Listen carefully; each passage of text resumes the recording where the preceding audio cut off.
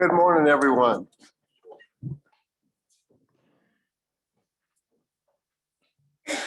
The meeting of the LSU Board of Supervisors will come to order. Ms. Griffith, will you please call the roll? Mr. Damp, Here. Mr. Starnes, Here. Ms. Werner. Here. Ms. Armenter, Here. Ms. Aronson. Here. Mr. Blossman. Mr. Brown, Here. Mr. Cox, Here. Ms. Jones. Here. Mr. Mallett, Here. Mr. Morris, Here. Mr. Morrow, Here. Mr. Temple, Here. Mr. Williams, Here. Mr. Woods, Mrs. Zuschlaw. Here. Mr. Chairman, there's a quorum to begin. Thank you, ma'am. Chancellor Correll will lead us in the invocation, and then Mr. Starnes will lead us in the pledge.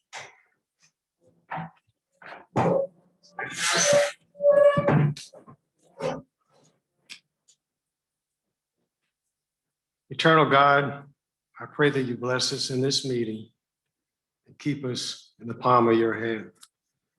Lord, make your face shine on us and be gracious to us.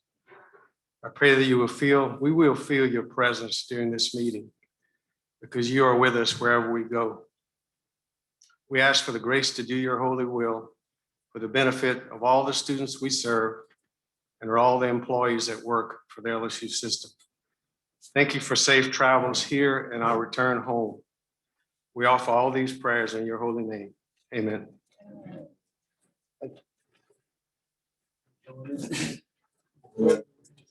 To the flag of the United States of America and to the republic for which it stands, one nation, under God, indivisible, with liberty and justice for all. Thank you very much. I'd like to have a moment of silence for an LSU student who is missing, Ms. Corey. Just for a moment. We hope that she is safe and is found. Our prayers are with her family. Thank you, Mr. Morrow.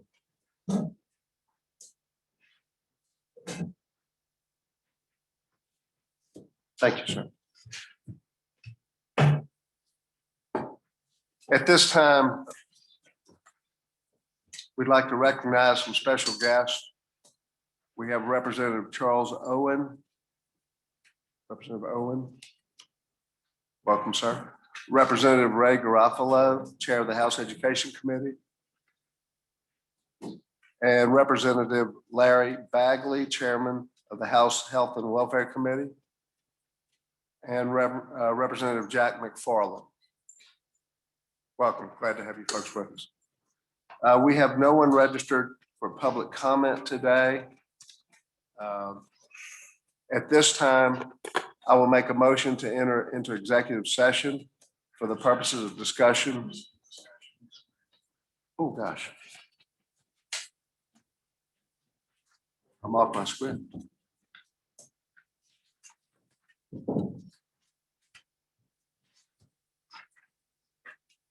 We are delighted to welcome a new member today, Laurie Lipsy Aronson, and it will be my pleasure to administer the oath to Ms. Aronson, and would certainly like for her family to come up and join us.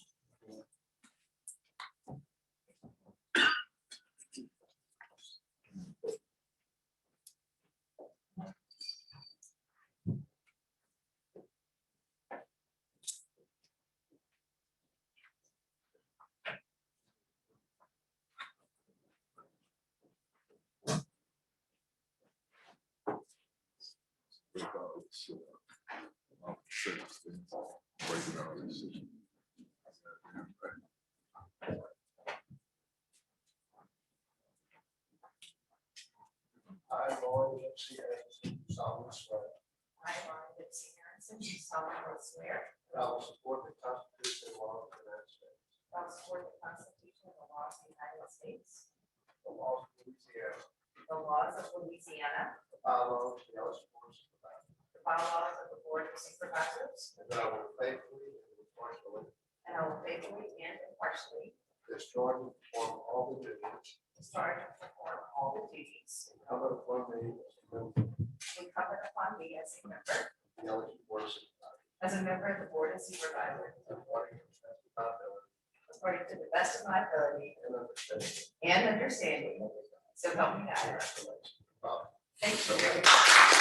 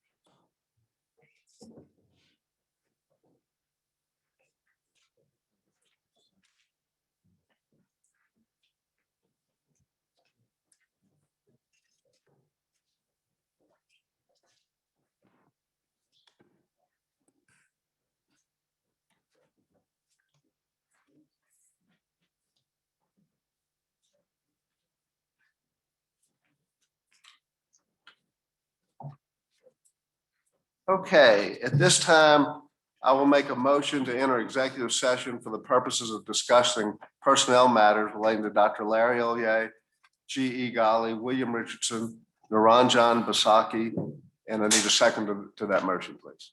Second. Second by Mr. Zuschlag. We need a vote to enter executive session. Ms. Griffith, will you please call the roll? Mr. Starnes, Yes. Ms. Werner, Yes. Mr. Arminger, Yes. Ms. Aronson, Yes. Mr. Blossman, Mr. Brown, Yes. Mr. Cox, Yes. Ms. Jones, Yes. Mr. Mallett, Yes. Mr. Morris, Yes. Mr. Morrow, Yes. Mr. Temple, Yes. Mr. Williams, Yes. Mr. Woods, Mr. Zuschlag, Yes. Mr. Dam. Yes. There are 14 yeas, 0 nays. Thank you.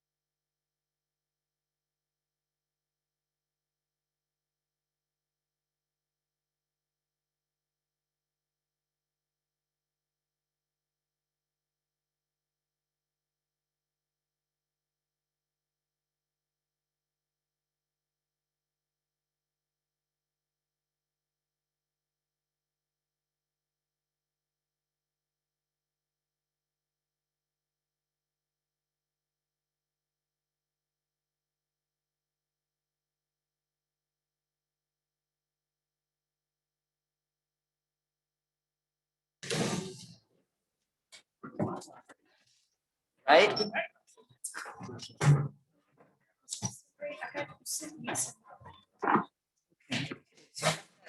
Thank you, appreciate it.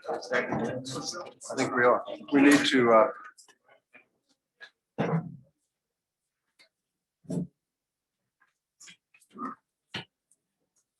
do we need a motion, Mr. DeQueer, to end? Yes, we just need a motion to resume open session. Okay, I need a motion to end executive session. Mr. Woods made the motion, seconded by Ms. Aronson. Do we need a roll call vote? No, you just Okay. call it. You need to ask if there's any objection. Is there any objection? I don't do well without Mr. DeQueer. walking me Motion's through. unanimous. Thank you. At this time, I'll ask Ms. Warner to please convene her special committee. Thank you, Mr. Chairman. It's an honor today to convene for the first time the special committee on Title IX compliance. Ms. Griffith, would you please call the roll? Ms. Werner, Here. Ms. Jones, Here. Mr. Arminger, Here. Mr. Cox, Here. Mr. Morris, Here. Mr. Starnes, Mr. Woods. Here. Madam Chair, there's a quorum again. Thank you. First, I'd like to thank the chairman for appointing me to lead this extremely important committee, and to Ms. Jones, who's agreed to serve as vice chair, and my fellow supervisors who have joined this committee, many of them volunteering. We did not have to put out a broad call. This issue is of the utmost and most urgent importance to this university at this time. And so your service on this committee is very invaluable. It speaks a lot that we did not wait for a bylaws change to have a standing committee. I anticipate that will happen in the future, but that the chair saw fit for us to begin this work now. So it's my pleasure today to begin by introducing Dr. Jane Cassidy, who will come forward and bring us an update, introduce herself and bring us an update on all the work going on as we work to create the new Title IX office, all the work she's been doing with her staff, in conjunction with the president, the board, to begin to address the issues that we for too long did not address in the appropriate way, so that we can begin to provide a more safe and inclusive community for all of LSU. So Dr. Cassidy, thank you so much for joining us. Thank you for taking this role, and the floor is yours. Thank you. Good morning, everyone. I appreciate the invitation to be here this morning to give you an update on the work we've been doing in the Office of Civil Rights and Title IX. Let me begin by acknowledging that the reason we are here discussing this at a Board of Supervisors meeting is that we failed our students. We did not have appropriate education and support in place for our students, and some of them suffered traumatic events that no one should ever have to experience. It pains me to think of the suffering these students had to and continue to endure, and I'm truly sorry that we were unable to prevent the incidents or at least provide appropriate care and support after the fact. In the relatively short period of time I will be in this office, we will work continuously in honor of them to create an office that will care for and support students who are survivors of sexual assault and violence, and educate our community in an effort to prevent the occurrence of such behaviors in the future. While this is not unique to LSU, to Baton Rouge, to Louisiana, nor frankly to the country, it does not excuse the fact that it happened on our campus. One such incident is too many. In that spirit, today I would like to share with you the work we've been doing on responding to the recommendations of the Blackwell report. President Galligan has committed over $1 million of recurring funds to make our plan a reality. He and his team had to make tough decisions to fund the work of our office, because I guarantee you there's not a pot with $1 million sitting out there waiting for the next crisis. His support sends a strong message that the change we want to effect starts from the top. You may remember that there were 18 recommendations in the Blackwell report, and for efficiency today, I've grouped them into 5 thematic areas. I'll present our accomplishments and highlight a timeline for other of the action items. We could have the next slide, please. The first theme is office operations. They are the first 4 recommendations out of the Blackwell report, and we probably spent most of our time doing this because it deals with personnel and you can't do anything until we have help. So of the accomplishments, an interim vice president was hired. That obviously is me. Our reporting lines have changed. Our office used to report to general counsel's office, and because of issues that the report brought out, we needed to change that. So our office now reports directly to the president. We have 4 positions that are advertised. The director of Lighthouse, you may remember from the report that Lighthouse was a shining star. They are the group that provides resources for our students who are in crisis from sexual misconduct. She is now full-time, and she has a dotted line relationship with our office, which will be wonderful. And we moved out of UAB up to Himes Hall. And I hope at some point we will be ready to have an open house. And I would love to have any of you stop by and see. We're in the quad, but we're kind of a little off the beaten path, which is a perfect place. Easy to find, but not so public that somebody who might need the services of our office would be publicly viewed. Next slide. So here is what our office looked like on March 16th. I started March 17th. So here's what it looked like on March 16th. We had a Title IX coordinator, Jenny Stewart, who also, by the way, led our ADA compliance work and also was responsible for the Cleary report. Those are 3 full-time positions. She had all of them. And 1 lead investigator, Jeff Scott. Next slide. I know this is going to not be easy to read, but this is what the proposed organization chart is for a university our size. The highlighted, yellow highlighted positions are the people who are in place right now. You can see that I'm in the interim vice president position. You can see down below that Jenny Stewart is now our ADA and accessibility coordinator. As I said, she had 3 jobs. We have decided that that's the best place for her. So we are searching for a Title IX coordinator. Also, you can see at the bottom, Jeff Scott, our lead investigator, and over to the left is the director of the Lighthouse program, Susan Bareas. The red positions are ones that we are currently searching for, and the others we will fill out as time comes. Next. Projected timeline for the rest of the things that deal with operations. The hire dates for the assistant to the vice president, case manager, and investigators that we are searching for now. We hope to have those people in place by May 20th. We are going to hire a new Title IX coordinator, hopefully to have in place by July 15th. And we are going to hire a vice president to be the permanent person in my position and hope to have that person in place before or by January 1st, 2022. The second theme is process. And our accomplishments are we've established a timeline for discrimination cases that shows how the flow works and how much time you should expect along the way. We have now instituted a process for a complaint if a process isn't handled appropriately or promptly. And we have instituted restorative justice process. It's currently used. In fact, we had a very successful case of that last week. 3 recommendations fill this part of the process. They're all in progress. Next. I know this is also difficult to see, but I wanted you to notice that this is the process now that's going to be on our website, where students can see how this works if you file a Title IX claim. So starting at the top, those first 4 chevrons are the intake portion of it. Somebody will reach out to a student who makes a complaint within 24 hours. And within 5 days, it will be decided whether or not it is a Title IX claim. If it is, it goes into the investigation process. If not, it will be sent to student affairs or whoever would handle the outside of Title IX process. The next 4 chevrons take about 44 days. That is the investigation process. It starts with notifying the respondent and then the investigation itself and doing everything that needs to be done with the report.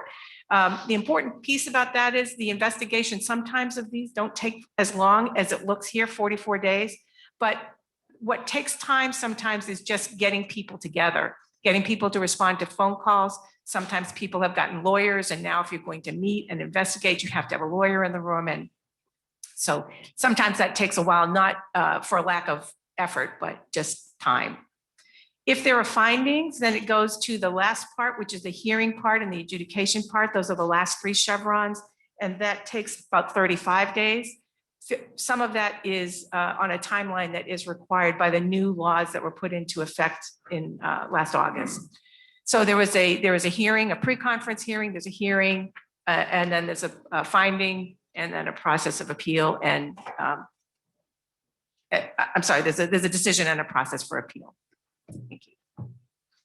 Okay, the next one is the projected timeline for this. Let me just get mine up.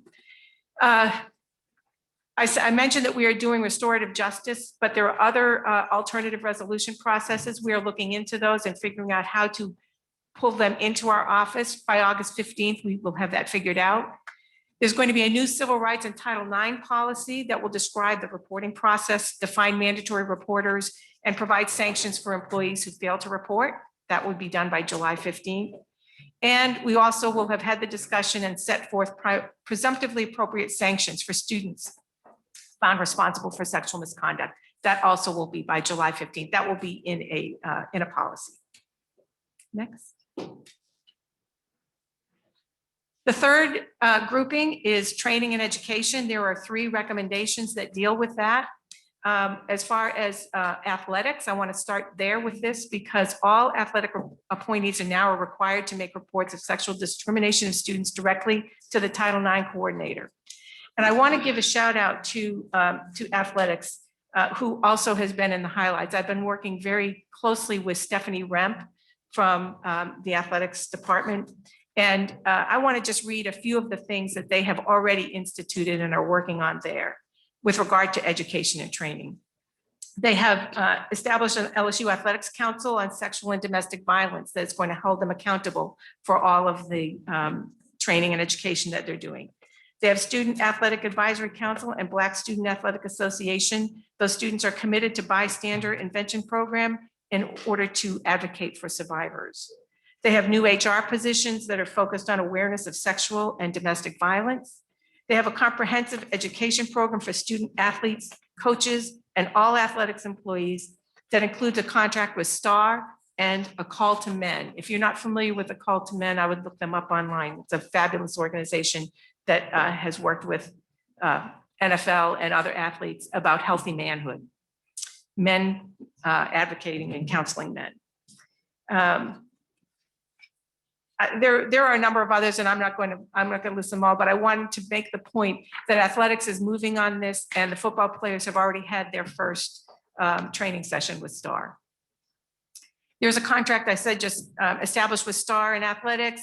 There's also a contract with LSU and STAR for the education, training, and review of our current online training modules.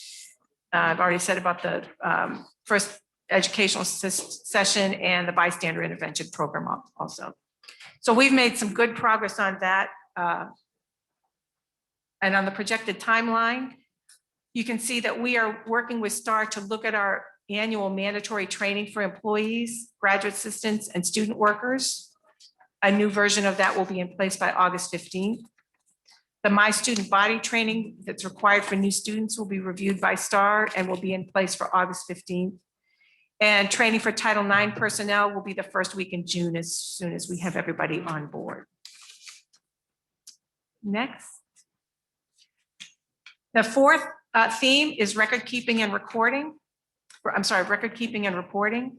For the accomplishments, we have now have an MOU with the LSU Police Department that's been signed and executed. I just had a meeting yesterday with the Chief of Police and a number of other people. We're working out just the few kinks that always happen when new processes are started. But I can tell you it was a really wonderful, supportive, collaborative meeting, and this is going to work really well for us. We also have instituted assessments. Anytime a training session occurs, we do an assessment afterwards of all of the participants to see how we were doing. Next, our projected timeline. There are quarterly reports that are required. We are trying to figure out now everything that needs to go into those reports. We will provide them to the president every year on or before March 31st, June 30th, September 30th, and December 30th. We also will have a formal annual report to the campus and the community. And that report, we're going to do a 6-month report this year. So the report will be published on September 1st of this year, and then annually on or before March 1st. There'll be training from Maxient, which is our system that we intake information and store information on all of these incidents. So we'll do that training. It is scheduled already for May 24th, which is right after all of the new people are on board. And we'll do an assessment of the Title IX responsiveness and satisfaction by all people who come to our office. They'll get a qualitative survey to do. And if they want to respond to that, that will help us look at how well we're doing. That will be in place on June 1st. Next, the last theme is communication accountability. We now have an easy to use and easy to find website for reporting a sexual assault. You can go to www.lsu.edu/support. And the first thing you get are 2 buttons and says if you are reporting about a student here and if faculty here. We have a tracker that's been developed and is being used right now internally for all action items in the Blackwell report. I want to tell you that remind you that there were 18 recommendations, but we have 47 action items that we are working on to complete to meet those recommendations. It includes the action item, who the responsible person is, what the deadline is, and updates on the progress. That will be available by May 1st on the website. And clarity is being communicated to the campus community that all sexual misconduct by or towards students must be reported to the Title IX coordinator. And the last one. So our projected timeline, the new civil rights and Title IX policy that will describe reporting process, define mandatory reporters, and sanctions for employees who fail to report will be done on July 15th. The Navigate platform, which is the electronic cell phone scheduling system that the students currently use to schedule appointments with their advisors. They will also be able to schedule now, as of May 15th, they'll be able to schedule appointments in our office with investigators or the case managers or with Lighthouse. We also have a new app that's being specifically designed by Communications and University Relations for civil rights and Title IX, which will have a lot of information in there. And it will also, the Navigate platform that I talked about before is for students.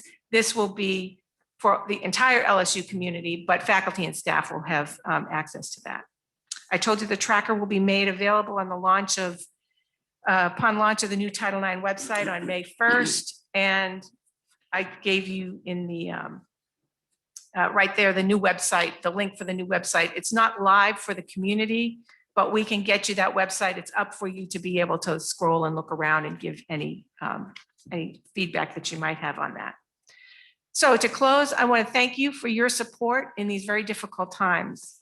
I assure you that we know with clarity where we are headed and we have a path to get there. I'm happy to answer any questions at this point. Thank you very much.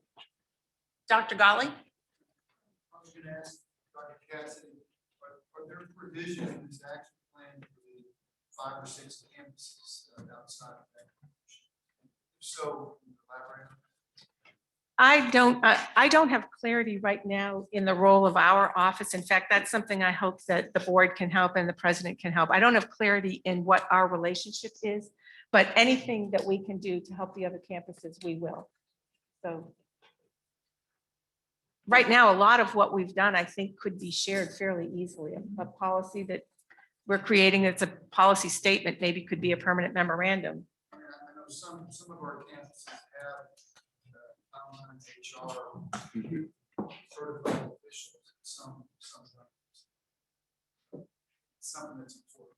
Absolutely. Thank you so much. I think that as you stated, there are Title IX coordinators on various campuses and of course HR representatives. We don't want to have to replicate everything in that we can centralize. We certainly should, but at the same time, those things that are unique to each community, we need to be sure we're moving on that at the same time, Mr. President. Yeah. So thank you. Absolutely. And thank you for that comment, Dr. Dolly. Thank you, Dr. Cassidy, for the presentation. You mentioned in your presentation that you will determine if, in fact, a case is actually Title IX or not. If it is determined that a case is not qualified, what's the process for informing, counseling a student of the appropriate department or resources to promptly address their concern?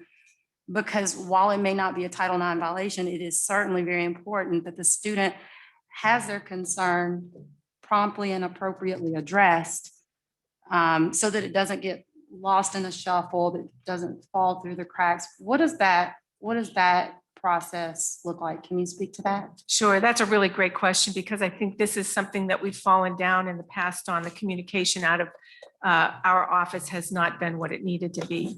So within the first 5 days, it will be decided whether or not it meets the bar for a Title IX investigation. If not, that student will be communicated with through writing to let them know all of the, by that time they should, if they've contacted Lighthouse, they will understand the resources, but we also will get them in touch with student advocacy and accountability, which is most likely where it would go. So they will do that in writing, and we will attempt to reach them on the phone, but they will absolutely get it in writing. So within 5 days of the report. Great, thank you. Also, has any consideration been given to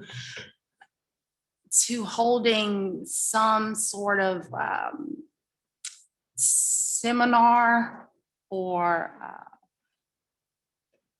some session on a per semester basis, potentially for students to get to see a presentation and maybe be able to ask questions about these resources before anything were to happen, so that they know where they can go to access this information?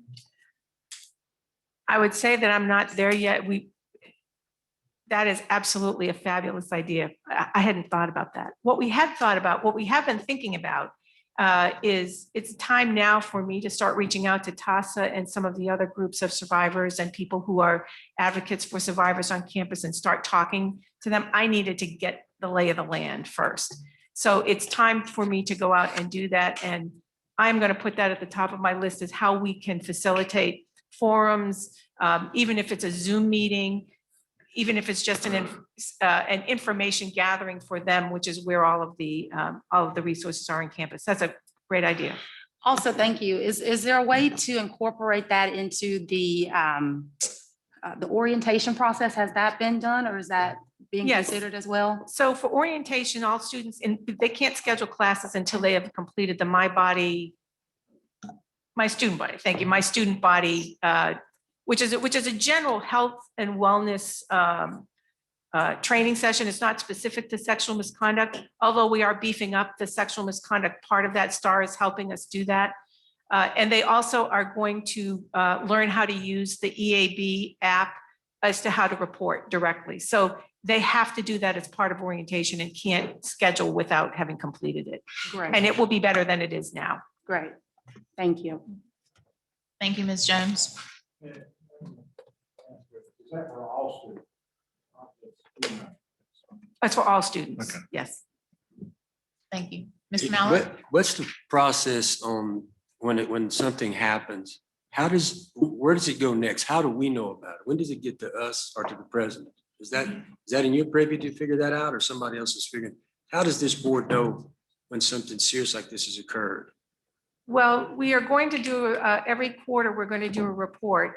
Are you asking just the number of? Let's say something happened today. When will we know about it? This is all very private information, and Winston, I'm gonna look to you a little bit about that. I'm not quite sure how that, or if that is going to get up here. Board Member Mallett, one of the things that has to be considered is when a victim of sexual assault goes to a Title IX office, there's confidentiality provisions in the federal regulations that prevent us from sharing that beyond the very few people who are helping that particular victim. If an incident escalates to the point where we think there's going to be a legal liability or a lawsuit or something along those lines, it would be incumbent upon the administration to advise the board of that potential liability. But there are some very tight rules when you start talking about sexual assault victims going to seek assistance from special offices that are set up by the school under federal regulations. And so that information can't readily be transmitted in real time. So hypothetically, if it makes it to the paper, which sometimes it does, Yes. at that point, what happens? I mean, Well, I just don't like, I don't like. I understand that. You know And, what's bothering me. and obviously, if a victim chooses to make something public, it would be incumbent upon the administration to give the board a heads up, because she or he, if it's the victim's a man, is choosing to make that public. It's our responsibility to make sure the board's aware of that before it becomes public. But absent a victim choosing to make something like public, it's really our obligation to protect that victim's privacy unless something causes that to become public. Without telling us their name, we can't know of the incident in Well, an executive session. Well, what Dr. Cassidy was indicating is we have set up some quarterly reporting on incident rates and outcomes without identity, so that quarterly you will see the cases coming through, and based on the outcomes, when I say outcomes, you'll see the disciplinary outcomes of certain cases. You'll be able to deduct the severity of the cases. So quarterly, you'd see how many suspensions, how many expulsions, how many of these were just a probation. But we wouldn't be reporting the identities quarterly. We'd be reporting quarterly so you could see. We would even be reporting, they'll be tracking the amount of time each case is in processing. So you'll see like average case processing time is 2 weeks, 5 weeks, whatever it takes. But this is one of the difficult parts in the, there's obviously a real desire by the board to know what's going on, to ensure we're fixing what we're supposed to be fixing. But at the same time, the underlying allegations are sexual assaults, and there are rules governing the privacy of those victims. But you're involved. Yes, I would be involved as the university's counsel. Mr. Chairman, I have a question. Mr. Brown? There you are. Madam Chairman, thank you. Is there a way that we can have a third-party reviewer of the progress of the Title IX office that would report to our board, such as Blackwell coming in and reviewing? I think that one of the really important things is us not just say what we're doing, and this is looks like a very good plan, but it's demonstrate to the public and to our board, our board, and then to the public and our LSU family, that we are making definite steps, and we're making progress, and we have good, we have good coverage with our and good services, and we're handling it properly. Is there a way we can? Yeah, I would say absolutely, that we would plan on that, and whether we want to do it in 6 months or 9 months, we have to make that decision. But I think absolutely we would welcome, as we continue to build the office and improve the processes, having an outsider come in and look at it and review and advise us. Well, Mr. President, could you come back to this board next meeting with a plan on what that would look like, and a proposal or whatever would be appropriate, so we have a concrete plan going forward? Yeah, I certainly can. I can tell you right now that will probably recommend 6 months. But we can come forward with possible, who might those entities be? Would it be Hush Blackwell, or would it be someone else? Okay, thank you. Could I also add, I mentioned before when we were looking at the org chart that we're doing a search for a Title IX coordinator, because the original Jenny is taking over the ADA compliance. In the 3 months between now and July 15th, we are going to hire a consultant to be an external consultant to be our Title IX coordinator. And that person is a lawyer and has a PhD, and works with an organization that's affiliated with ATICSA, which is the national organization for Title IX. And they are going to come and do the Title IX work, but they're also going to help us work on all of our policies and all of our processes. That's part of the contract. They're going to be here starting April 15th. They're going to be a full-time 40 hours a week working with us side by side. So Tom, if we do the outside audit in 6 months, maybe at the end of that 3 months, we could have a report from him to give you about how we're meeting national standards. That might be informative too. Yeah. That'd be great. Thanks, Jane. I invite any of my fellow committee members to make comments. Mr. Armentor, do you have any Thank you, Okay, Ms. you have a Werner. I would wealth like of to say one or two things. background? Thank you. We'd love to hear your comment. I'm certain that Mary Werner appointed me to this special committee on Title IX compliance because she's from Lafayette and she knows that I am a spokesperson and one of the major financial supporters of Faith House. Faith House is an agency in Lafayette that deals with up to 2,000 battered family members and their children at any given time. In fact, in March, April, May, and June of last year, during the height of COVID surges, Faith House was housing up to 3,000 battered family members at any given time. I've gained a lot of experience in domestic violence and the prevention of domestic violence as a result of my role with Faith House. And I very much look forward to using that experience to strengthen the Title IX office and systems of LSU in the future. Thank you so much. I appreciate you agreeing to serve. Mr. Cox. First, I wanted to thank Dr. Cassidy for all the work that she's done along with Lighthouse and everyone else working to fix these issues. I know that this is an issue that students very much care about and are very concerned about. So I'm glad that you were able to present to us today. And I'm glad that the board was able to create this special committee to review this process and work alongside of you. I had some questions about the presentation. So excuse my ignorance. What is restorative justice?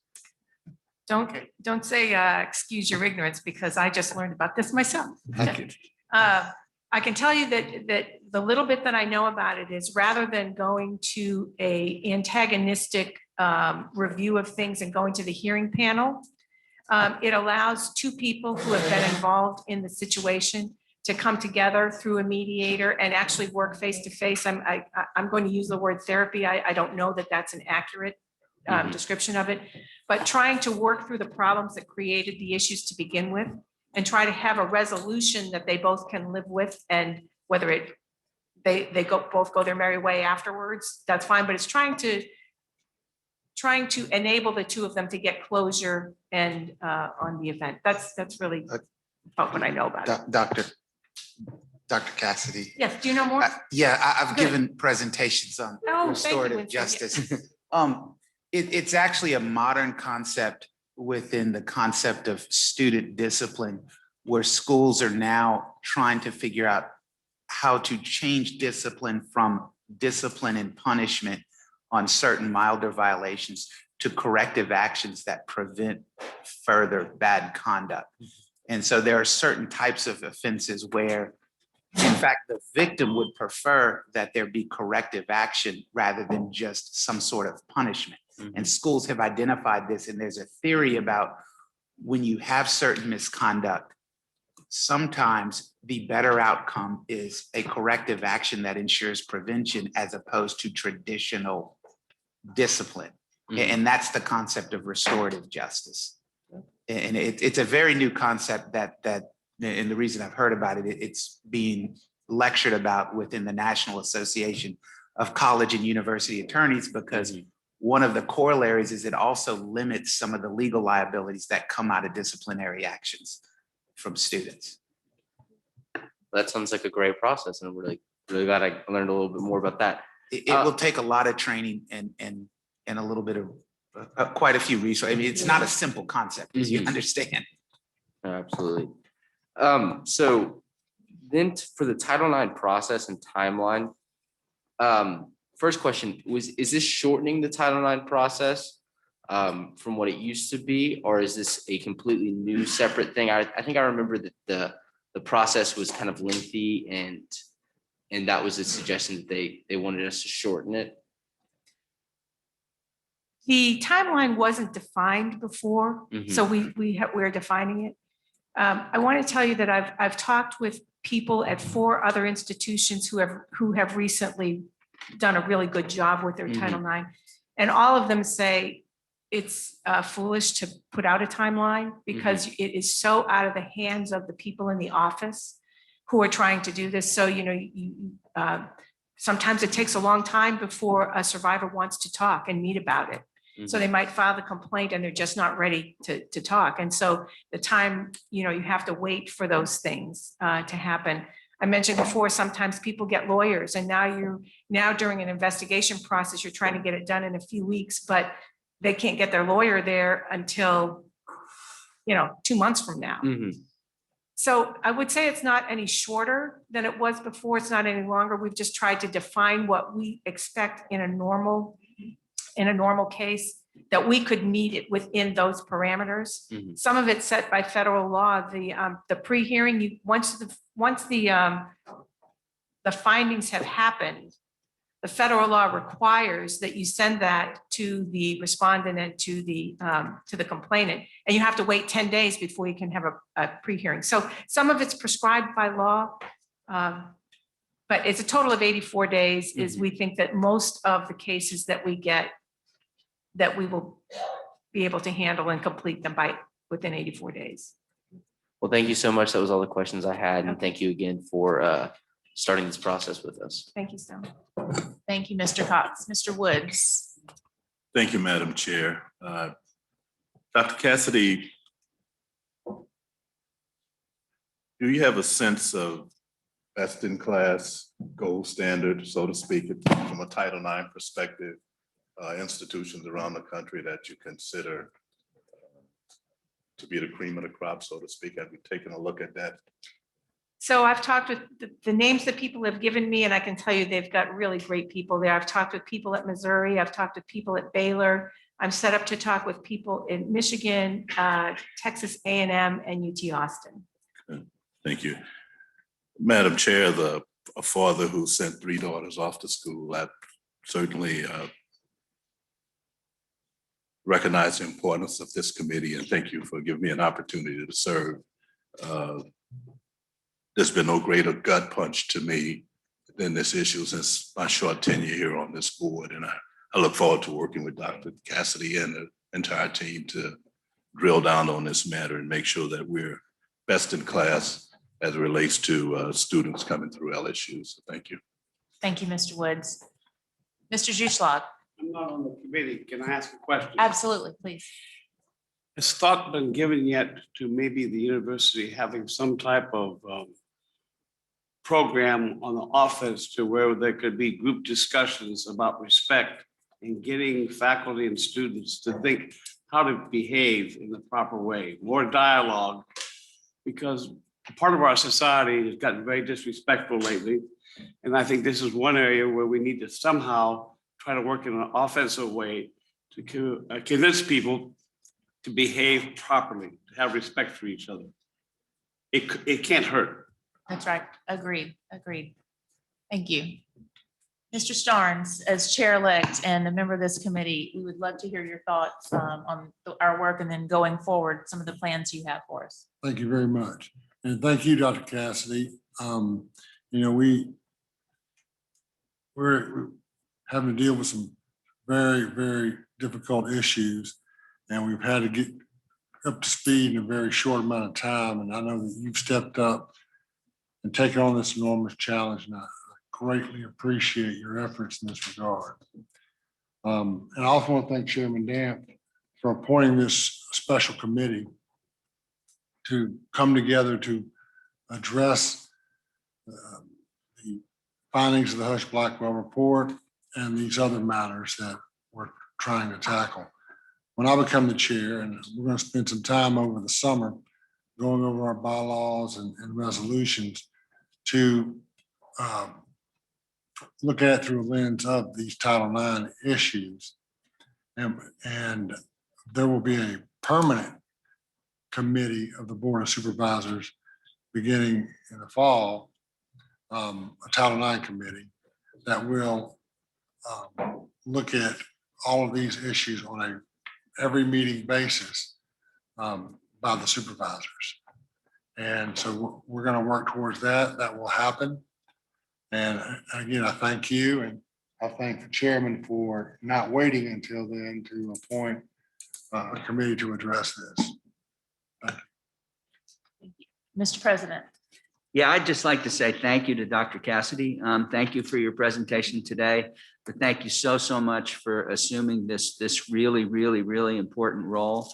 When we began to think about creating this office and who would head it, your name immediately popped into my head, and I called the provost to see who she thought might be good in this role, but I didn't tell her what I was thinking, and she immediately said, Jane. You are one of the most respected faculty members on campus. You are one of the most accomplished administrators on campus.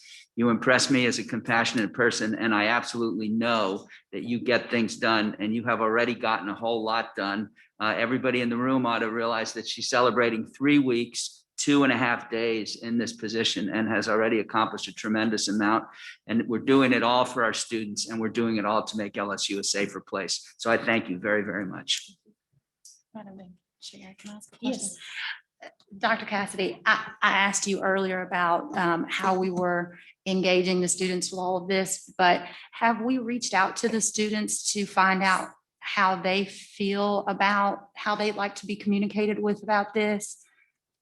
So I've talked with one group of students last week, and that has been my first foray into it. I've got some other meetings set up now with small groups. And I'd like to merge your question with what Mr. Juschlag said. We have these 18 recommendations, and I've got 47 action items, and we can check all those boxes, and we can check all those boxes and not have a change in the culture on campus. We need to change the culture on campus. And how that starts is the two of you have asked really poignant questions about bringing people together for conversations. That's where it's going to happen. I mean, that's how you start to respect and listen to each other. So we need to get a little bit of the foundation in place first, and then those will happen, and those will happen soon. We'd like to have some of those happen before the students leave, this semester, and then pick it back up again in the fall. But the student leadership of the groups that are particularly focused on this area, and athletics will be part of that also. We're going to talk with them about what is their best mode of communication. How would they like to be speaking with others? Because that is how the culture changes, not just checking our boxes. Absolutely. Thank you. Thank you, Ms. Jones. The chair is going to take a moment for a couple of closing comments. And first of all, Jane, I want to thank you so much for taking this on, and Provost Haney for your support in lending us Dr. Cassidy, because I know when we take someone from one department, now the work falls on others to continue the job that you were already doing. So thank you for starting this. I think there's a few points that I have to go back and make again. Number one, the office is moving into the center of campus. It's not on the periphery. It's not in the administration building. We are putting the office in the heart of the campus for students. Number one, one of the comments we heard over and over again, the development of the app to address Mr. Mallett and kind of in a way, we are here to protect our students and follow law and do all the things that are necessary so people are comfortable coming forward, that survivors are comfortable seeking services, which they need, healthcare and mental health care services. But we can never prevent someone from going on social media and telling a story, right? We've seen that over and over again. We need to be sure that we're providing a safe space for our students, at the same time respecting their freedom to communicate. And I know that the General Counsel does a really good job of trying to harness this and then bring the information to us in the appropriate manner. But I'm very excited about the development of this app, because we all know, those of us who are parents of teenagers and college students, we all know that the kids these days and the younger generations than me want to just click on something and have the resources right there at their fingertip. It's not always easy to go to a website and navigate a website, though that helps us in the broader communication. So I applaud our Stratcom team and your team for moving forward, that we're utilizing technology. As I said from the very beginning of this, we're LSU, we can develop what we need. If it's not out there in the market, let's develop it, and let's put that technology and that access for services and communication and process at our students' fingertips. So I'm very pleased about that. To go along with Mr. Juschlag and Ms. Jones, I'm really agree that we want to be able to have these conversations. I have a incoming freshman, and right now orientation, a lot of her orientation is all online. It's the processes they go through online. Back in the day when I started school, we sat in a convocation and you sat there with your peers and the dean of students stood up there and told you what to do when there was an emergency with your roommate, an emergency on campus. And there's something that I think, you know, part of this is the pandemic, but part of this is us trying to utilize technology, but yet that human connection that kids need coming into a new place, many of them a new city, some of them to a big city where they've come from a small town like I came from, and learning how to navigate the communication process between a student and a faculty member or their peers in their dorm, to communicate with their RAs, to find an office that they need that they're going to need to find in a time of crisis. So anything we can do to bring those conversations to in person as we can relax our social distancing and we look to bringing these new students on campus next fall, I think is a wonderful opportunity. I'm excited that you're meeting with the student organizations because they are really the ones who can come back and tell you what the feeling is across campus. And I also encourage you to use the student government. It's a very large organization with lots of different constituencies, as well as the Women's Center, the Barney Center for African American Culture Center, and all these, as well as the athletic department. There's so many different avenues that I know as you build this team up, and you know, there's only 24 hours in a day and 7 days in a week. But these are wonderful organizations that can help maybe host seminars and bring folks in these small groups that we're talking about, and we can reach different constituencies through that. I want to thank you so much for coming today with this very complete report for us. And we look forward to continuing, hopefully, more frequent discussions between board meetings with the committee that we can talk about ideas, hear what the progress is, and have you be reporting back to us at this most important issue. If our students aren't safe and they're not in a safe learning environment, why are we here? So to all the survivors, the courageous survivors, and all those who have spent many hours with us at the Capitol and speaking with the administration, to the president who has taken many private meetings with many of those survivors, I want to offer my thanks and my encouragement to those men and women who have chosen to come out from behind their privacy and share their very compelling stories. We know of many, but there are hundreds more. And I know that they are speaking in voices for all those other survivors. And hopefully we are instituting change here at LSU that will reach across not just Baton Rouge and this state, but LSU will become the leader and the shining star in this for all college campuses and communities across the country. So thank you for this work. We look forward to hearing more from you in the future. And I want to thank my colleagues for all their valuable input and their service to the board and the community on this. Thank you. I look forward to working with you. Thank you. With no other business or discussion, is there a motion to adjourn the committee? Mr. Woods, second by Ms. Jones. Hearing no opposition, the committee is adjourned. Mr. Chair, that concludes the business of our committee. Thank you, Ms. Warner. And I don't want to be excessively redundant, but I do want to join the chorus and thank Dr. Cassidy for her excellent work. Thank Ms. Warner, other members of her committee. Thank Mr. Starnes for his commitment to make this a permanent committee next year. We do a lot of great things at LSU, but if we don't have a safe place for our students, you know, we failed. And so that's of paramount importance. We all recognize that, and we're deeply appreciative that we are moving aggressively in the right direction. So again, Ms. Warner, I thank you very much for your leadership. I neglected a few minutes ago to consider the action following our personnel evaluation in executive session. And the reason we didn't go directly to that is because I forgot. And so at this time, we need a motion to request that within the next 30 days, the president prepare a policy for consideration by the board regarding national searches for campus leadership. So I would entertain a motion to that effect. So moved. Second. Moved by Mr. Morrow, seconded by Mr. Armentor. Is there any discussion? We need a roll call vote for that. Ms. Griffith.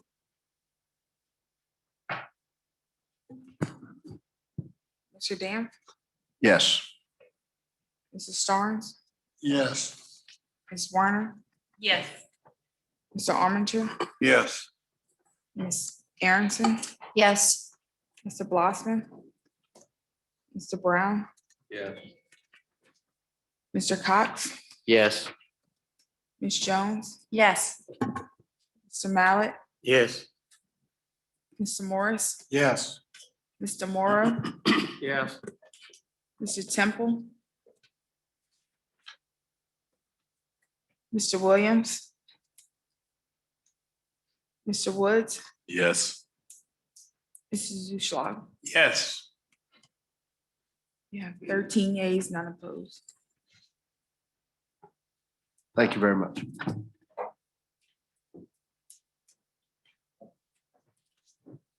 At this time, and I know we've run pretty long and pretty late, do we want to adjust the agenda and discuss litigation? We could take lunch and go into executive session.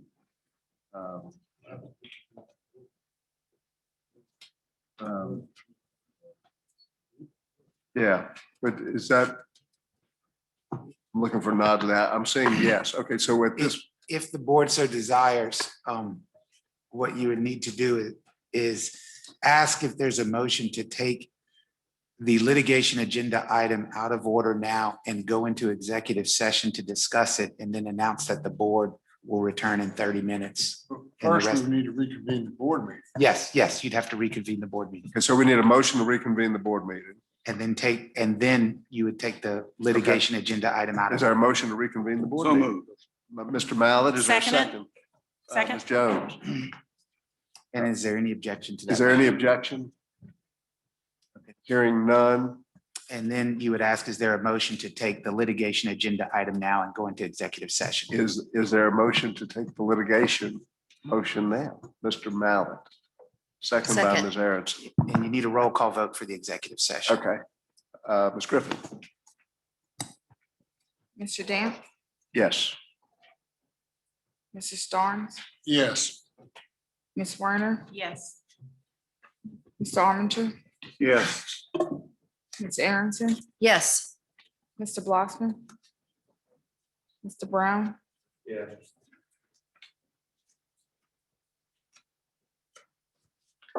Mr. Cox, Yes. Ms. Jones, Yes. Mr. Mallett, Yes. Mr. Morris, Yes. Mr. Morrow, Yes. Mr. Temple, Mr. Williams, Mr. Woods, Yes. Mr. Zuschlag. Yes. And so just might want to tell the audience, the board will be in executive session for probably 30-35 minutes. They I can- think that may be optimistic, but. Okay, maybe 45 minutes to an I hour, would say that. and we'll return to resume the Yeah, I think agenda. they're probably closer to an hour. Okay, thank you, everyone.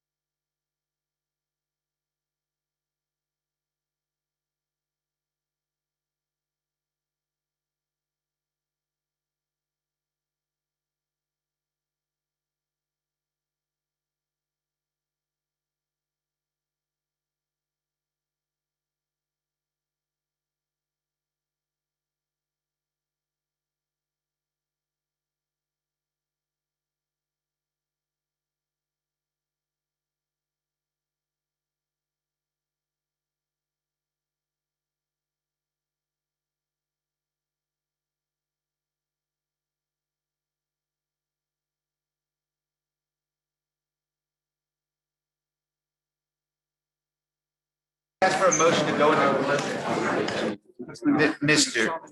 Mr. Chair, you just need a motion to resume open session from any board member. You might want to ask them to come back to their chairs. Folks, we need, I know we want to go till 9 o'clock tonight if possible, but in the meantime, let's. I think Mr. Juschlad's ready to make your motion. Dr. Haney, you do not get I'll time make and a a half on motion Saturday. that I'm we sorry. Come back into regular session.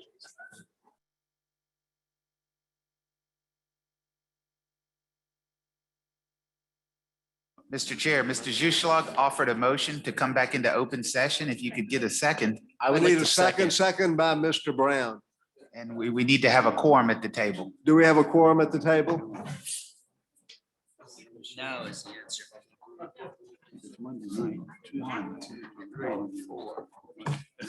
Oh, do those two count if they're not, Yeah, they're at the table. Okay.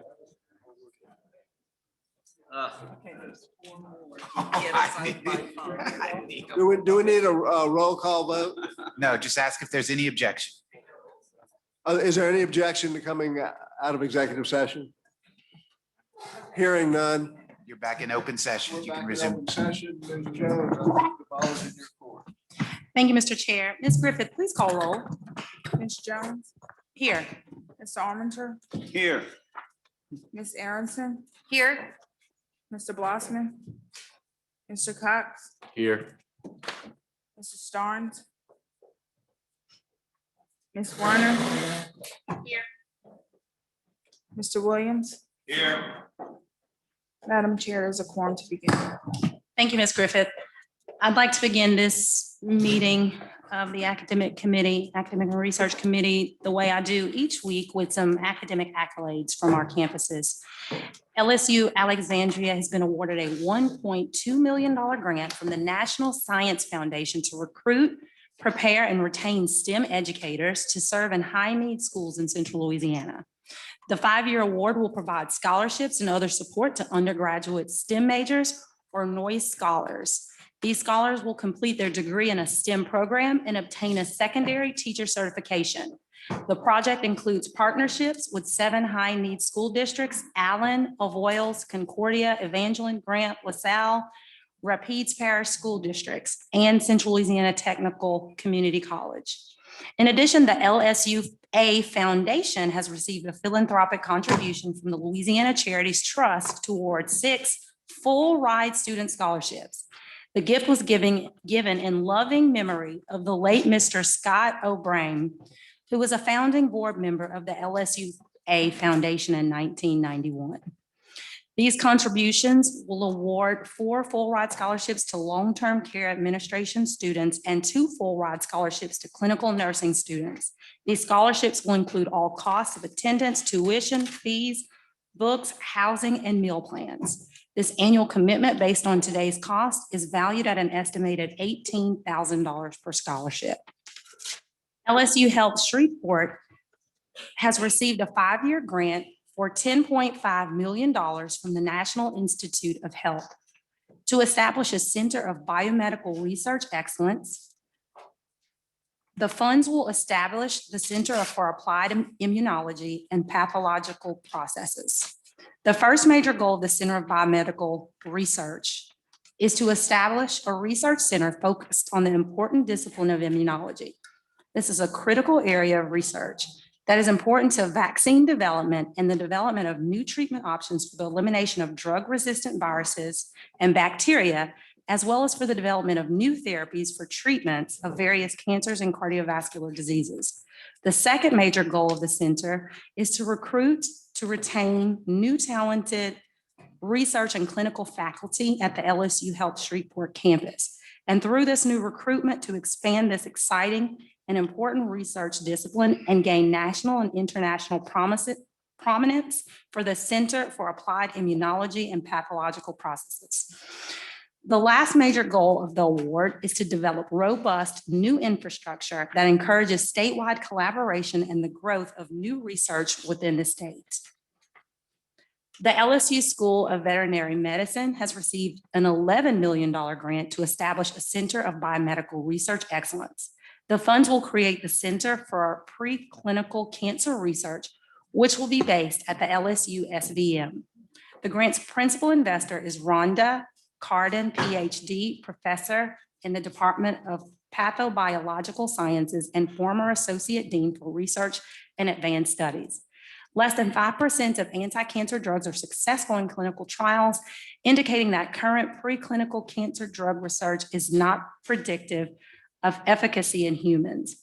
Louisiana ranks 5th in the nation for cancer mortality and above the national average for a number of cancers that also disproportionately affects African Americans. This health disparity is of great concern to Louisiana.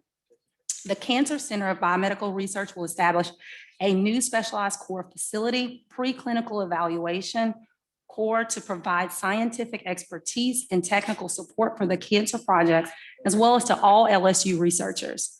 To accomplish this approach, advanced 3D cancer cell culture systems will provide critical translational information. The Cancer Center of Biomedical Research will enhance cancer research both at LSU and at Southern University, strengthen collaborative research efforts with the LSU Health Sciences Center New Orleans, and aid in efforts to establish a National Cancer Institute designated cancer center in Louisiana. The LSU SVM was the first college at LSU to receive a Center of Biomedical Research grant, and I'm proud that we are able to continue to use these funds to bring national recognition to the veterinary school and the university to forge stronger partnerships with our research colleagues in Louisiana to improve the health and lives of people and animals, said Dean Joel Baines. The LSU SVM is now host to 3 centers of excellence, including the Center for Exceptional Infectious Disease Research established in 2004. At this time, I'd like to call Dr. Haney to present the first item for consideration. Thank you, Supervisor Jones. The first item on the agenda is a request from LSU Alexandria to establish the Bachelor of Science in Computer Science. Currently, LSUA offers the BS in mathematics with a computer science concentration. Since 2016, with the introduction of the new concentration, 7 students have graduated in this field. In the fall of 2019, the BS in Math became an LSU online program, introducing 60 new students in just 3 semesters. Surveys and inquiries from prospective students indicate a substantial interest in the program. LSUA has been committed to increasing STEM graduates in Central Louisiana. It is the only university in the 6 parishes located in Central Louisiana. And as Supervisor Jones noted, the $1.2 million NSF grant will help recruit and prepare STEM graduates and educators to serve in Central Louisiana, including this proposed degree in computer science. Enrollment is projected to be 20 in year 1, increasing to 100 in year 5. Costs for the program include $140,000 for the addition of a faculty member in year 2, with the costs associated with accreditation, which will be covered by the revenue from enrollment. Thank you for your consideration of this request. Thank you, Dr. Haney. Are there any questions or comments? Is there a motion to recommend the proposal as presented? So moved. Second. I'm sorry, that was motioned by Mr. Williams, seconded by Mr. Starnes. Is there all in favor? Please say aye. Is there any objection? Oh, actually, do I need to do a roll call vote on this? Okay, Ms. Griffith, would you please call the roll?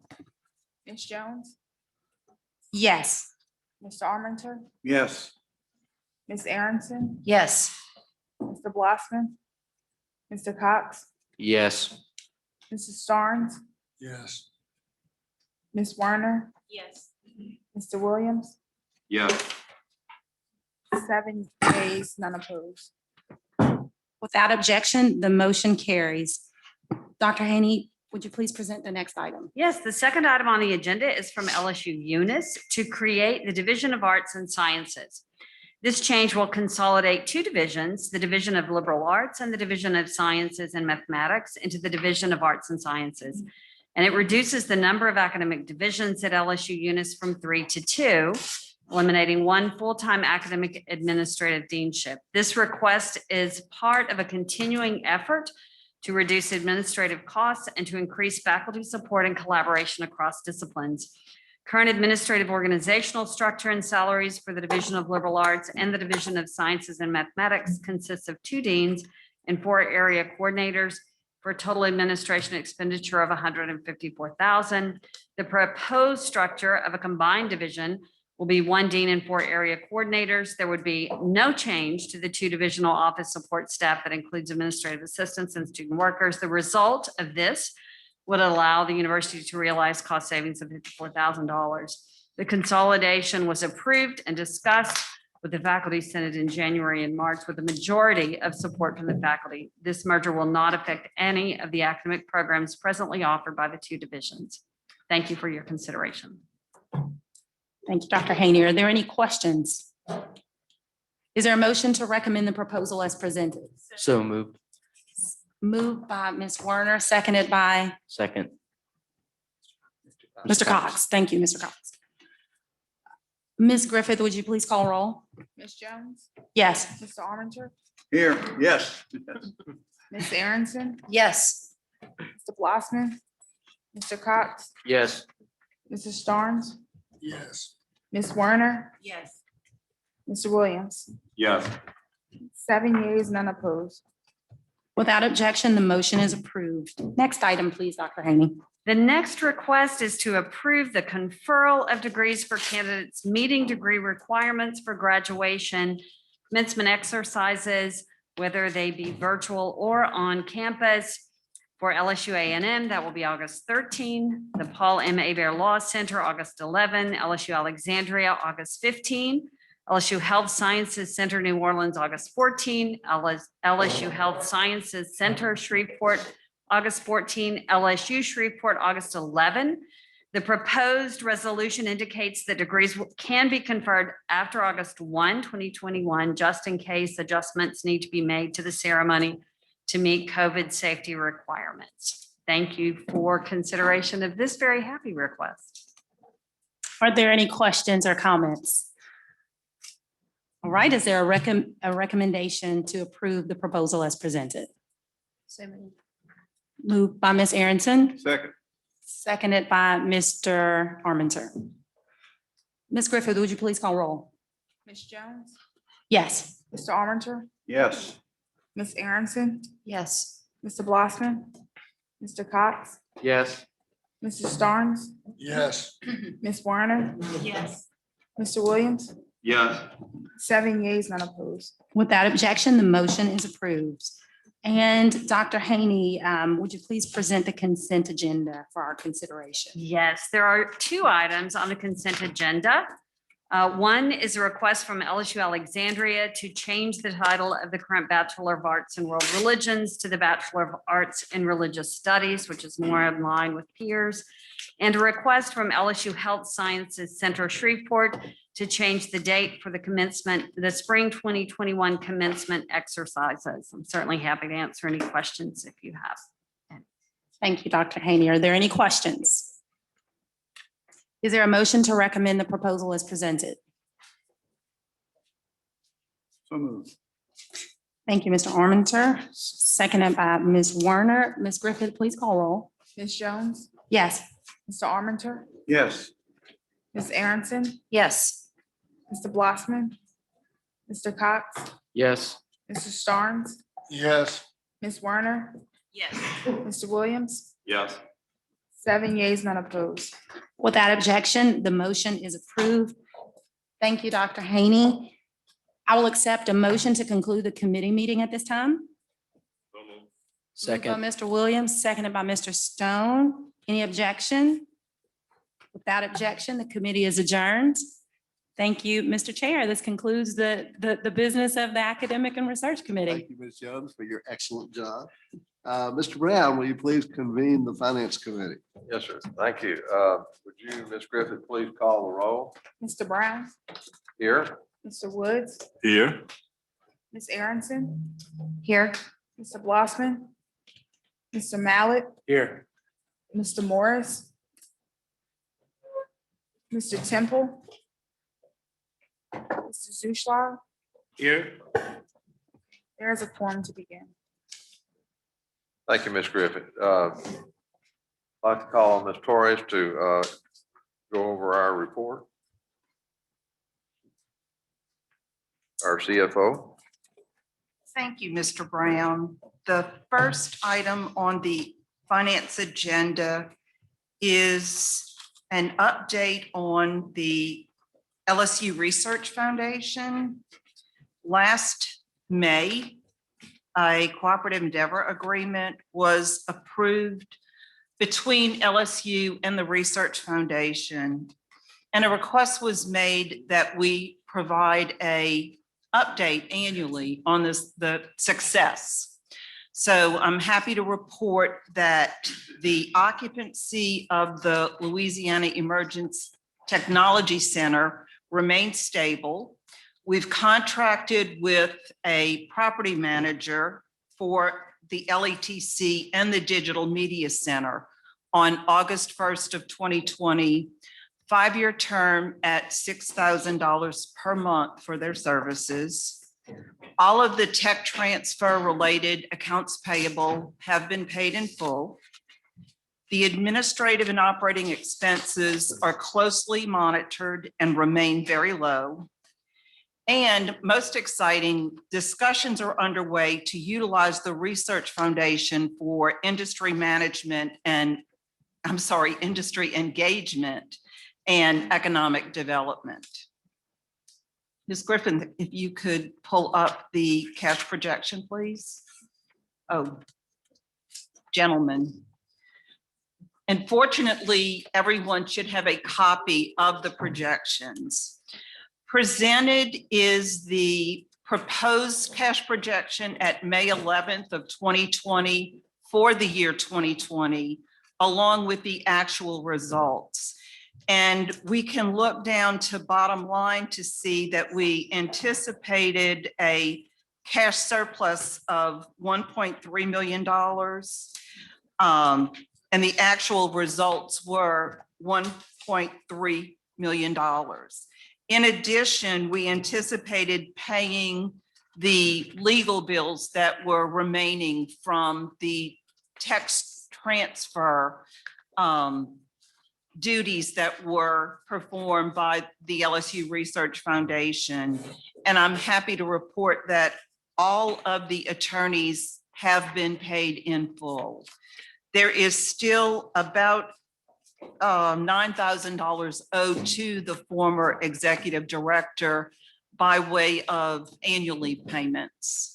And as we project out for calendar year 21 through 25, we continue, as I said, we anticipate keeping the building at about 95% occupancy. We are planning to decrease the management fee that is paid by LSU from $600,000 a year to $300,000 a year. With the full occupancy of the building and with the hiring of the new building manager, expenses have declined substantially. And we will discontinue that management fee in 2024. But again, we will continue to provide you with a proposed to actual. And if we can decrease that payment or stop that payment sooner, we certainly will. Are there any questions? So if there are no questions, you'll take up the next item. And thank you for the good work to get that foundation stabilized and on a profitable basis. Thank you. Very welcome. The next item on the agenda is an update on the Utility Modernization Initiative. And what I have to present today is the timeline that we anticipate for this project. In the month of March, the contracting organizational structure was developed with the leadership team who will be the ultimate decision maker of the contract to be presented to the board, the negotiation team, and the project support teams by way of technical, financial, and commercial legal. Between April and June, we anticipate having the agreement drafted. And concurrently, between April and July, the 30% design for the initial modernization solution will be developed. That's in your packet, all the board members. So, a copy of it. It's in your packet, or it is a handout that's on the desk. And then July to August, we anticipate contract negotiation and beginning to brief the Division of Administration on the intent of the contract. We plan to bring the contract to the board for approval in September. And then in October, or as soon as we obtain board approval, we will begin to obtain state approvals. The CEA will have to be approved by the Office of Contract Review and the Division of Administration. We will need approval by the Joint Legislative Committee on the Budget, and we may need approval on the Bond Commission. We are still making that determination. Once we have all of the approvals finalized, we will be able to finalize the contract. So can I answer any questions?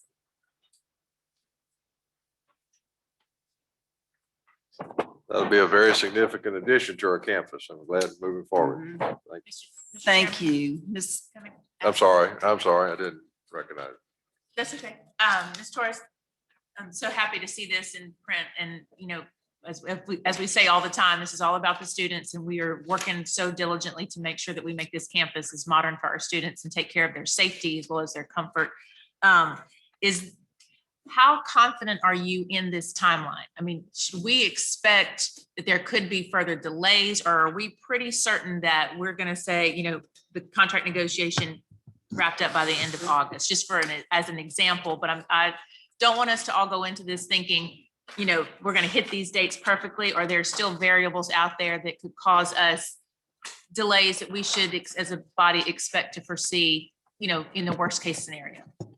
I would say no.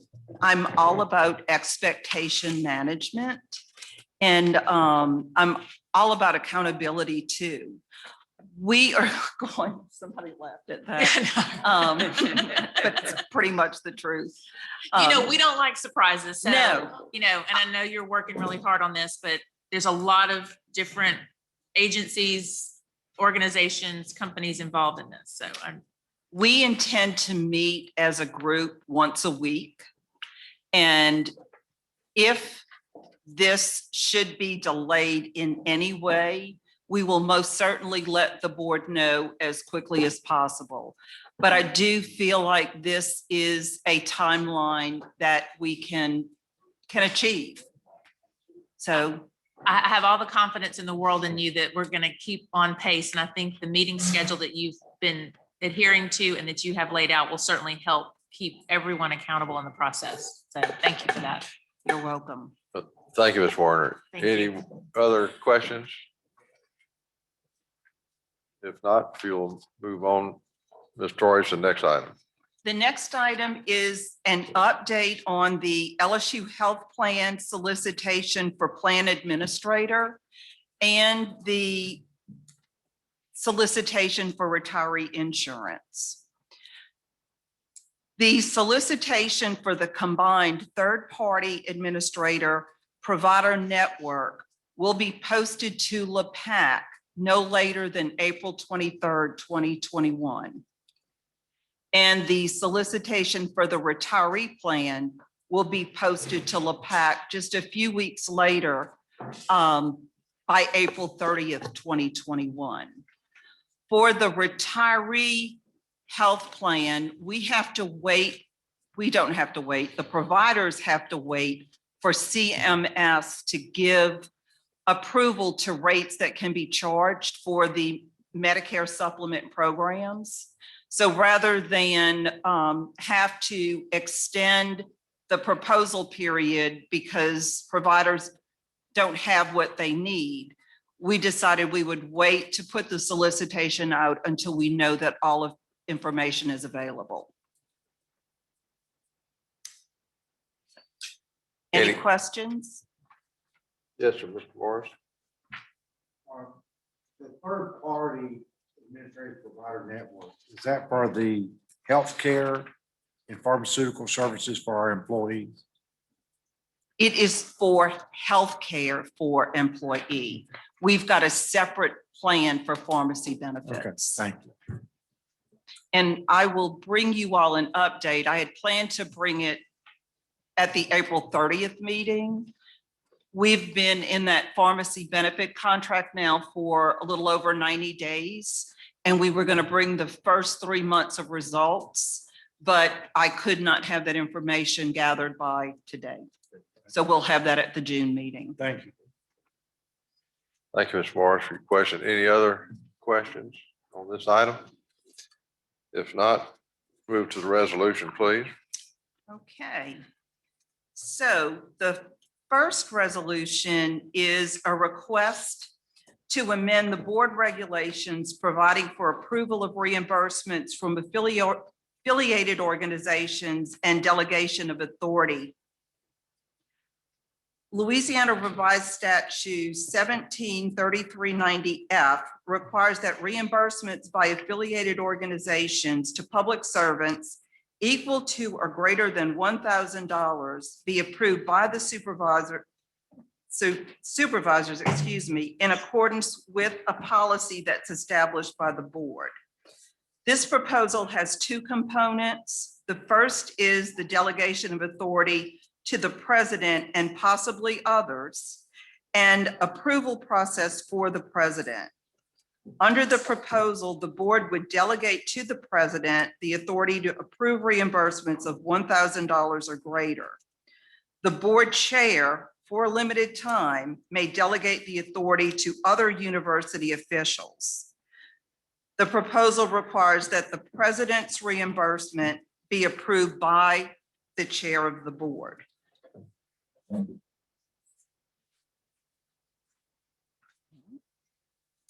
The proposal would also require quarterly information reports to the board of reimbursements.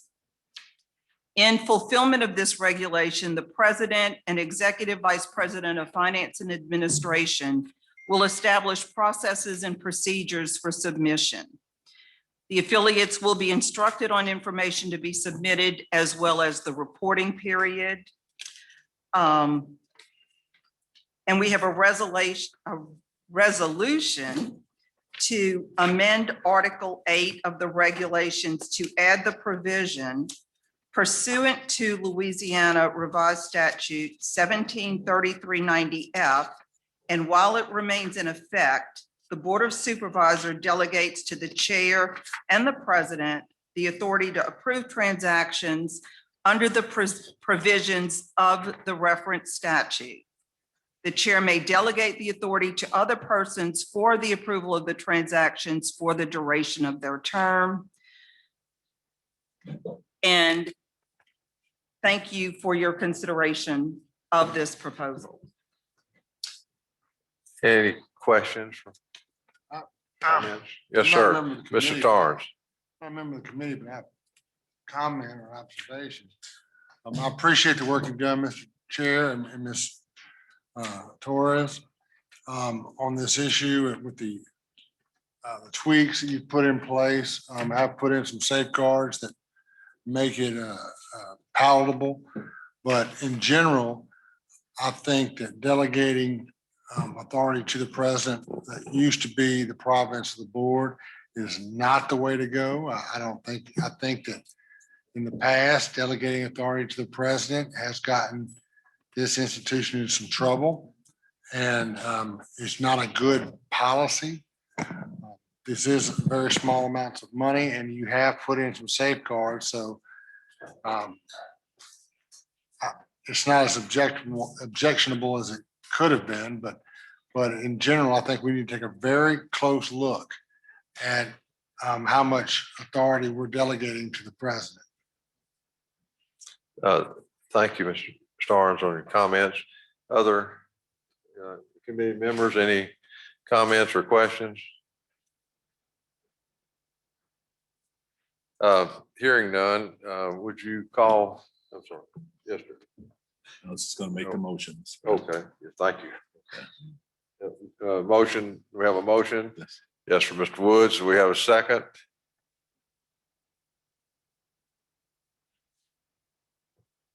As committee chairman, I'll make a second. Okay. Any discussion, any further discussion? I'll just make a few comments. I had discussed this matter. Mr. Starnes called me, and I'm very, he has some good concerns about our board involvement.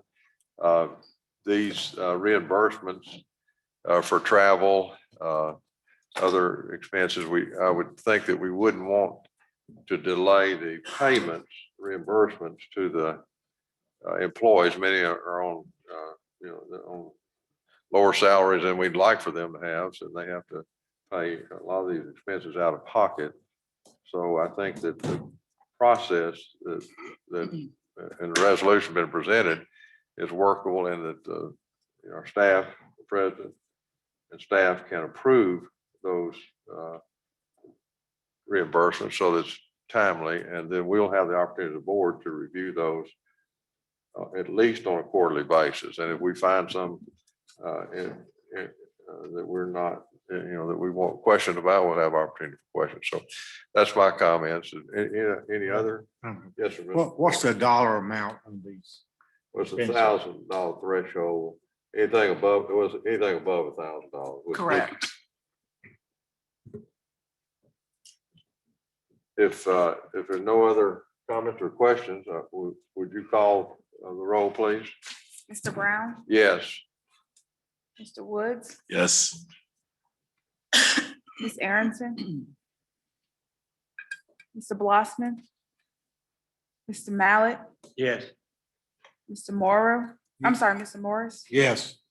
Mr. Temple, Mr. Zuschlag. Yes. We have 5 yeas, none opposed. Okay. Thank you. Ms. Griffith, well, that motion passes. Ms. Torres, are there any other? Yes, sir. Okay, thank you. The next item is a request from Louisiana State University at Alexandria to approve a late submission to the fiscal year 21-22 capital outlay budget request. LSU at Alexandria is requesting 10 million of additional funding authority of the new Student Success Center building on the LSUA campus. The facility is an approximate. Ms. Torres, excuse me just a minute. I don't think this is a property and facilities matter. No, sir, it's a capital outlay matter. Is it under the finance committee or under the? Yeah, I think. I have it under finance for capital outlay. Mr. Drotti? So we need to conclude the meeting. Okay. Oh, well, Yeah. I'm sorry. I have. Mr. Wood said I was stepping on his territory. I am so sorry. Mr. Wood. Absolutely my bad. Mr. Wood is very testy about those matters. He wants more. Well, do we have a motion to finish up our meeting, finance committee meeting? So moved. So moved, Mr. Woods, and second? Second. Yes, Mr. Mallett, do we have to have roll call or no objection? No objections. A meeting is convened. Thank you. Thank you. Okay, Mr. Wood, please convene the finance committee, sir. Thank you, Mr. Chairman. Ms. Griffith, please call a roll for properties and facilities, please. Mr. Woods, Here. Mr. Brown, Here. Mr. Armenter, Here. Ms. Aronson, Ms. Jones, Mr. Mallett, Here. Mr. Morris, Here. Mr. Temple. There is a quorum to begin. We do have a quorum. Thank you. At this time, Ms. Torres, I'll ask you to please come back and present the items. Okay. I'm just on it today. So, one more time. We have a request from Louisiana State University at Alexandria to approve a late submission to the fiscal year 21-22 capital outlay budget request. LSU at Alexandria is requesting $10 million of additional funding authority for the new Student Success Center building on the LSUA campus. The facility is an approximate 30 square foot, 2-story building that includes admissions, recruiting, financial aid, cashiering, student advising, first-year experience, the Career Development Center, and various classrooms, conference rooms, and computer labs. This building will be considered the one-stop shop for students as they are both entering the university as new students and subsequently exiting the university, moving forward in their career path. This project began as a 100% privately funded building through the LSUA Foundation. As the available funding has reached the $5 million mark, the shift to public 50-50 match is being requested to fully fund the building at $10 million.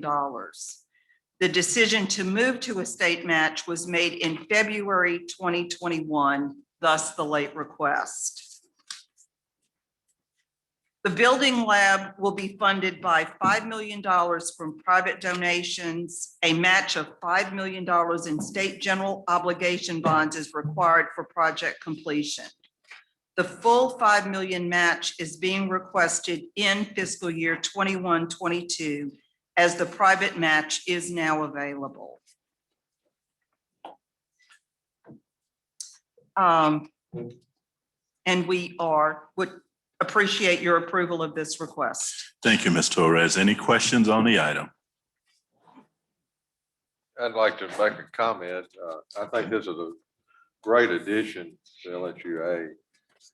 Really excited and pleased that Chancellor Burrell could get the local support that he's gotten, and raising half of it locally is, such a great win-win for our LSU system and the state to be able to provide these facilities for new students and job recruitment and so forth. So LED is very much behind this. So I think we should support it. Thank you, Mr. Brown.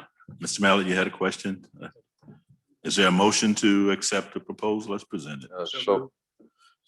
Second, Ms. Griffith, call the roll, please. Okay. Wayne Brown on motion. Mr. Mallett on Second. Mr. Woods, Yes. Mr. Brown, Yes. Ms. Aronson, Mr. Arminger, Yes. Ms. Jones, Mr. Mallett, Yes. Mr. Morris, Yes. Mr. Temple. 5 yeas, none opposed. Thank you. The items carry. Item number 2, please, Ms. Torres. Thank you, Mr. Wood. The next item is a request from LSU A&M to approve schematic design for the interdisciplinary science building. To present the design is Mr. Z. Smith of the firm SQ, Ripple, and Dumas.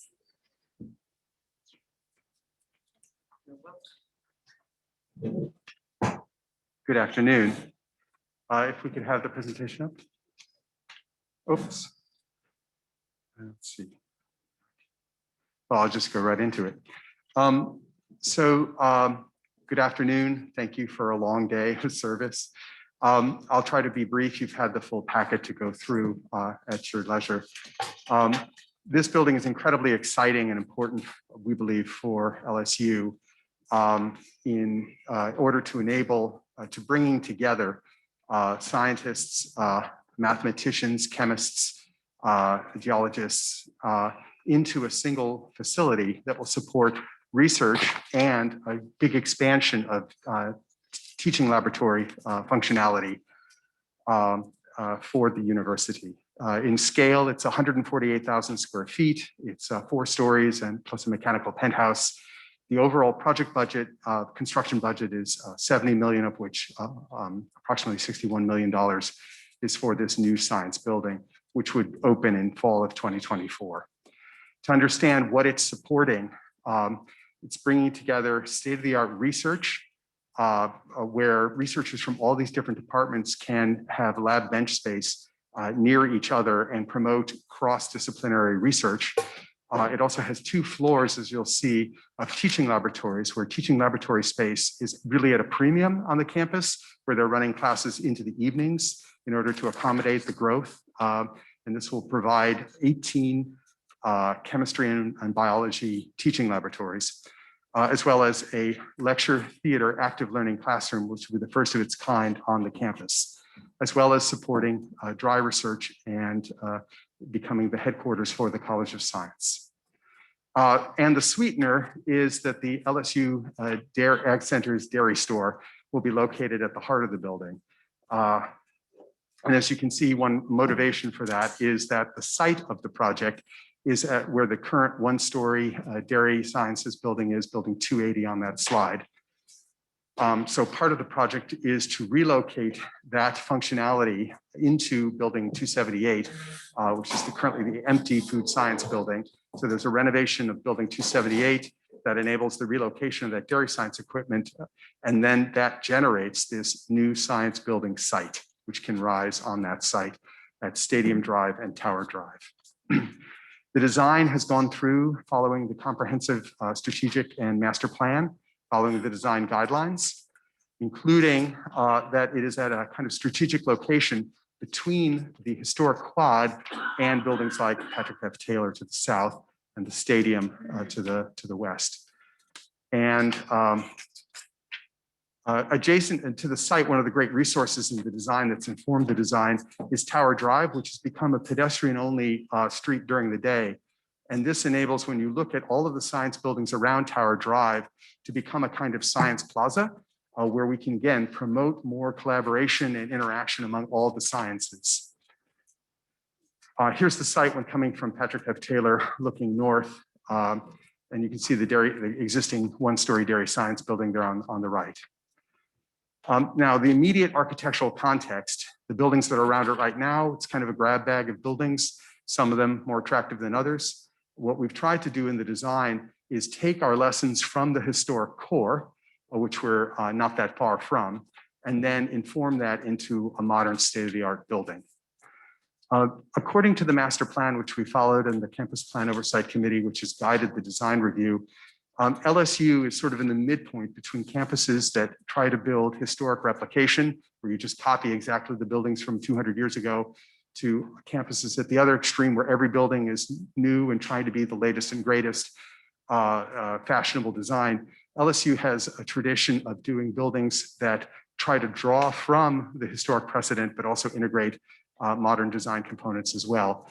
And so in the design, we've tried to pick the best from what we've seen around the campus. In the historic quad, what makes it so amazing and lovely are those colonnades that connect through all of the buildings and provide a way of walking around through the shade. And then at a larger scale, when you look at the design building, where people move right through in the course of their day, cutting through the building, and there's like a place for food, that also makes a real point of respite and bringing a lot of people through a building. And then at its best on the right, buildings that work with the beautiful alleys of oak trees. And so taking those ideas and translating that into a modern building, there are principles in the design guideline that tell us how to do that. In this case, we have the Thoreau classroom building to the west, human ecology building and such to the north, and other science buildings off to the northeast. So it's been shown that there's a tremendous amount of traffic following this kind of diagonal flow, and yet the traditional buildings run north and south. So we've tried to kind of split that by taking these north-south building forms and allowing and inviting pedestrian flow through and putting food at the center of that, like any good Louisianan would. And so this design shows up. And in there, if we look at the ground floor, there's this first of its kind on the LSU campus turn to team science lecture auditorium, which allows students to see a lab demonstration and then turn and work in small groups and then go back to the instructor and so on. There are a few of these around the country. They're tremendously effective at improving the retention of science teaching. But as a great attractor, we have the LSU Dairy Science outlet here and a cafe in the ground floor. Then 2 floors of teaching labs. Again, 18 teaching labs to keep up with the demand and the growth of instruction, as well as other spaces for so-called active learning techniques. And then finally, on the 4th floor are these hives of research where we'll bring, you can see the north and the south, 8 faculty members with all of their researchers. So close to 100 researchers, a kind of hive of research activity with some state-of-the-art core facilities there in red. So in shaping how it will fit into the campus, we've drawn a lot from buildings like Atkinson Hall, the most beloved building perhaps on the main quad, as well as buildings like Patrick F. Taylor, where the palette of materials, stucco and precast, terracotta, glass. And so here on the right, you can see the existing Fry building. Here we're standing at the corner of Stadium Drive and Tower, looking at this building. And this is that main north-south building that has the kind of engine of all the teaching labs and research labs and auditorium. Swinging around to when you're approaching from Patrick F. Taylor, you can see the existing Thoreau building off there to the left, showing this kind of lab intense building on the right, the more sort of office and classroom scale building at the left, but what could be the center of a phase 1, phase 2 building as conceived of by the master plan. And with that, I'd be happy to answer and take any questions. Thank you very much. Thank you. Are there any questions on the proposal? Is there a motion to recommend it that's presented? I'll make the motion. Moved by Mr. Brown, second by Mr. Morris. Ms. Griffith, call the roll, please. Mr. Woods, Yes. Mr. Brown, Yes. Ms. Aronson, Mr. Armenter, Yes. Ms. Jones, Mr. Mallett, Mr. Morris, Yes.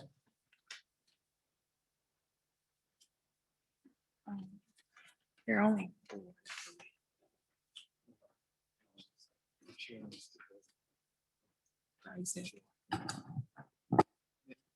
Mr. Chair, we need you to designate 2 additional members of the committee, real quick. Ms. Werner and Mr. Mora. Mr. Mora. Okay, if y'all would vote on the item, then we'll have a quorum. Yes. Yes. Thank you very 6 much. yeas And and Mr. opposed. Mallett is rejoining us as well, so, You want me to vote? yes. Yes. Thank you. That means you're going to take on all other responsibilities. Congratulations, Mr. Chairman. I trust you. I surely ought to do that too. Thank you very much. Ms. Torres, item number 3, please. Item number 3 is a request from LSU Ag Center to approve a revision to a prior authorization to enter into a cooperative endeavor agreement and lease with the Louisiana Department of Agriculture and Forestry.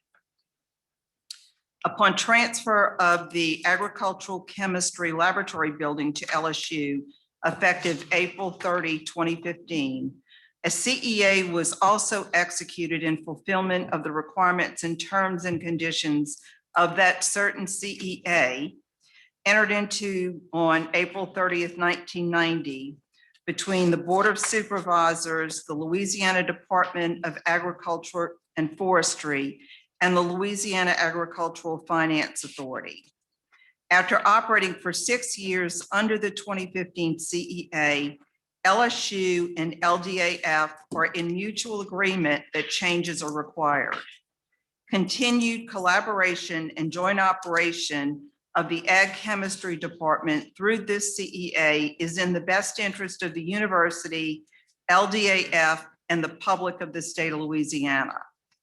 The Ag Chemistry Department is responsible for the regulatory sampling and analysis of feeds, fertilizers, agricultural liming, pesticides, poultry and meat testing, and programs of practical research in the fields of analytical chemistry, feeds, fertilizers, and pesticides as related to the work of the state chemists, together with related support activities. LSU Ag Center now requests that the interim president be authorized to additionally enter into such other agreements and documents as are necessary to effectuate said CEA agreement. The operational plan remains basically the same from the previous CEA. The major revisions include better defining of the cost sharing model and updating dollar amounts and caps to reflect current cost. There's no major change in fiscal impact. The joint operation of the Ag Chemistry Department between LSU and LAFA is a proven partnership that has existed for over 30 years. And we request your approval of this resolution. Thank you, Ms. Torres. Any questions on the item? Item number 3. Is there a motion to recommend the proposal as presented? So moved. Moved by Mr. Armature, second by Mr. Brown. Ms. Griffin, call the roll, please. Mr. Woods, Yes. Mr. Brown, Yes. Ms. Arrington, Mr. Armature, Yes. Ms. Jones, Mr. Mallett, Yes. Mr. Morris, Yes. Mr. Temple. 5 yeas, none opposed. Thank you. Next item, please. The final item is a request from the LSU Health Science Center in New Orleans for acknowledgement and approval of a qualified assignee for Brookfield District Energy USA. LSU has previously entered into a CEA for the provision of certain thermal services to the Health Science Center New Orleans campus, as most recently amended March 1st, 2013. The CEA was originally with Entergy Solutions District Energy Limited LLC, which was at the time a subsidiary of Entergy. In 2013, Entergy sold Entergy Solutions District Energy Limited LLC to District Energy Holdings LLC, a subsidiary of Investment Vehicles ultimately controlled by Brookfield, a global infrastructure investment firm. After a series of name changes, District Energy Holdings LLC currently does business under the name Enwave. Now, Brookfield is in the process of selling that portion of Enwave, which has the CEA with LSU, to a new investment company, Raptor Bid Company 1 LLC, which is a special purpose entity owned by a consortium comprised of Ulico Infrastructure Master Fund LP, QIC Limited, and the California Public Employees Retirement System. In accordance with the CEA as amended by the First Amendment effective March 1, 2013, the sale of Enwave by Brookfield is subject to a finding by the LSU Board of Supervisors that the buyer is a qualified assignee as defined by the CEA. LSU's approval may not be unreasonably withheld, and a failure to act by a specified deadline will be deemed as a finding by the board that the buyer is a qualified assignee. Section 6.8 provides that LSU is required to provide Enwave within the deadline set forth in the CEA with a writing stating whether or not the contemplated transaction involving the proposed qualified assignee meets all applicable requirements for such transactions set forth in this Article 6. The proposed qualified assignee is determined by Board of Supervisors to be a qualified assignee. The Board of Supervisors requires reasonable additional information in order to make either of the foregoing determinations. Under the proposed sale of Enwave, Enwave itself as an entity will continue. Only ownership of the entity will be changed. The assets currently held by Enwave will continue to be held by Enwave, and the operations at the Health Science Center New Orleans campus will continue to be performed by the same people under the same contractual terms as now. Based on independent review as well as information provided by Enwave, no changes to the operation of Enwave are expected, and the proposed sale will not change the fundamental structure of the agreement. LSU has asked RSM Energy, a consulting firm with significant expertise in this industry and no financial ties to any party to the sale of Enwave, to review the proposed transaction to evaluate whether LSU has any grounds to believe that the proposed purchaser is not a qualified assignee, grounds which would justify withholding LSU's approval of the transaction. RSM Energy reviewed the transfer to Brookfield in 2013 as well. RSM Energy has recommended LSU find that the buyer is a qualified assignee based on its review of the information provided by Enwave and publicly available financial reports of the regulated public or publicly traded companies involved in the transaction. The proposed transaction is not expected to have any impact on any campus of LSU and will not change any of the current rights and obligations regarding the provisions of thermal services to the Health Science Center New Orleans campus.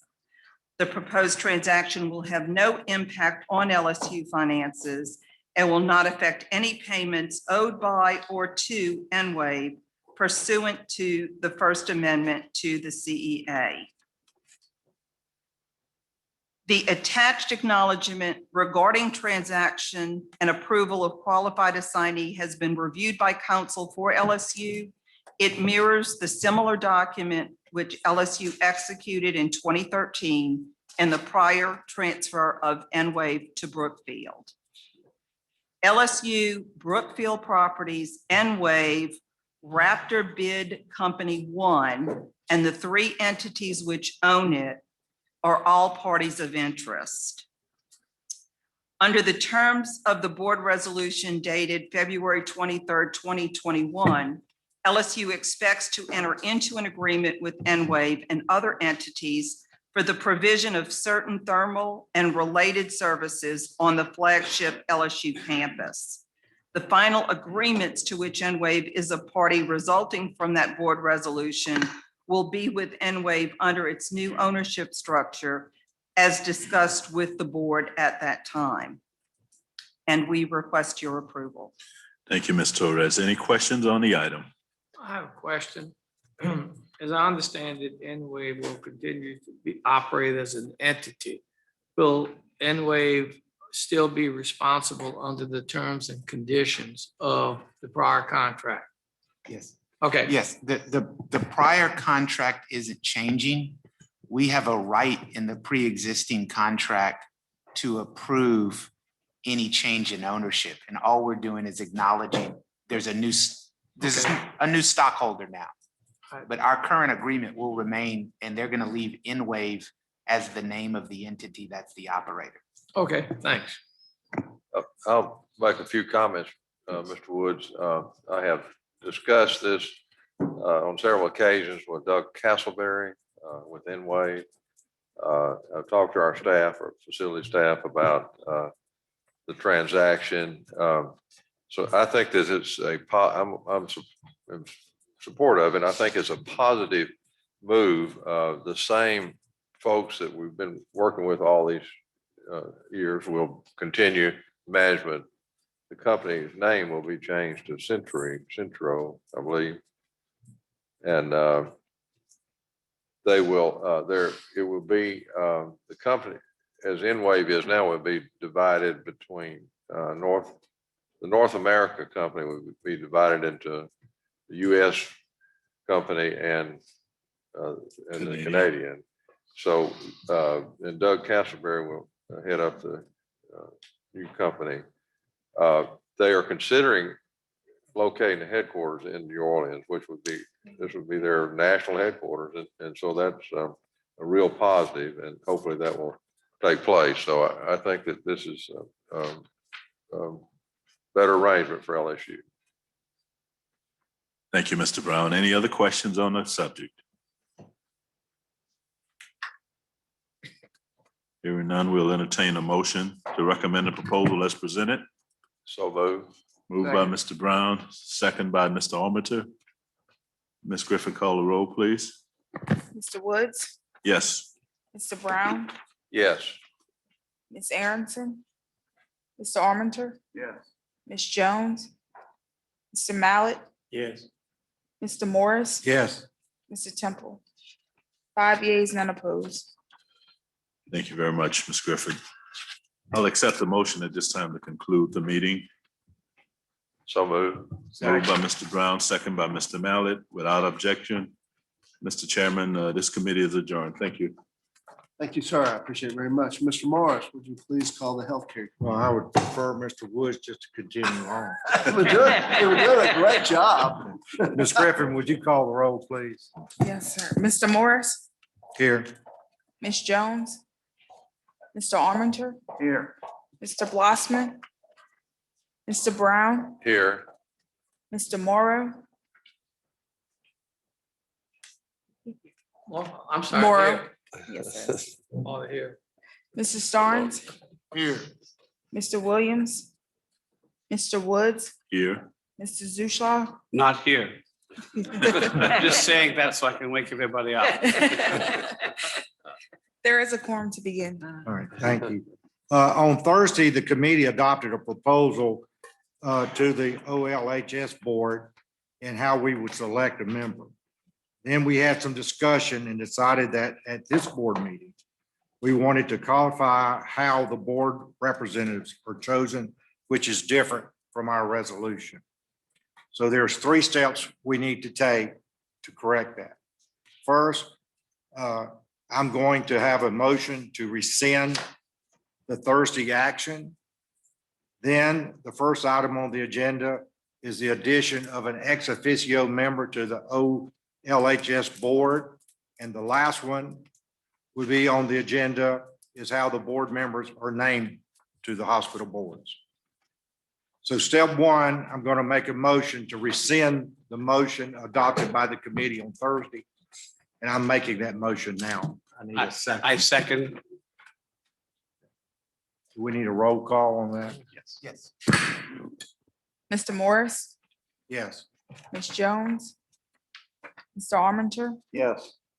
Mr. Blossman, Mr. Brown, Yes. Mr. Morrow, Yes. Mrs. Starnes, Yes. Mr. Williams, Mr. Woods, Yes. Mr. Zuschlaw. Yes. 7 yeas, none opposed. Mr. Drody, will you please present the items for today?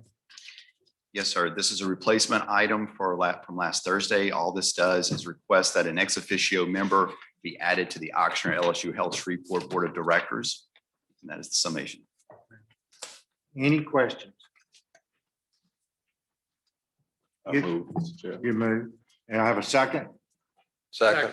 Second. Sorry. Ms. Griffin, would you conduct a roll call, please? Mr. Morris, Yes. Ms. Jones, Mr. Armenter, Yes. Mr. Blossman, Mr. Brown, Yes. Mr. Morrow, Yes. Mr. Starnes, Yes. Mr. Williams, Mr. Woods, Yes. Mrs. Zuschlaw. Yes. 7 yeas, none opposed. Thanks.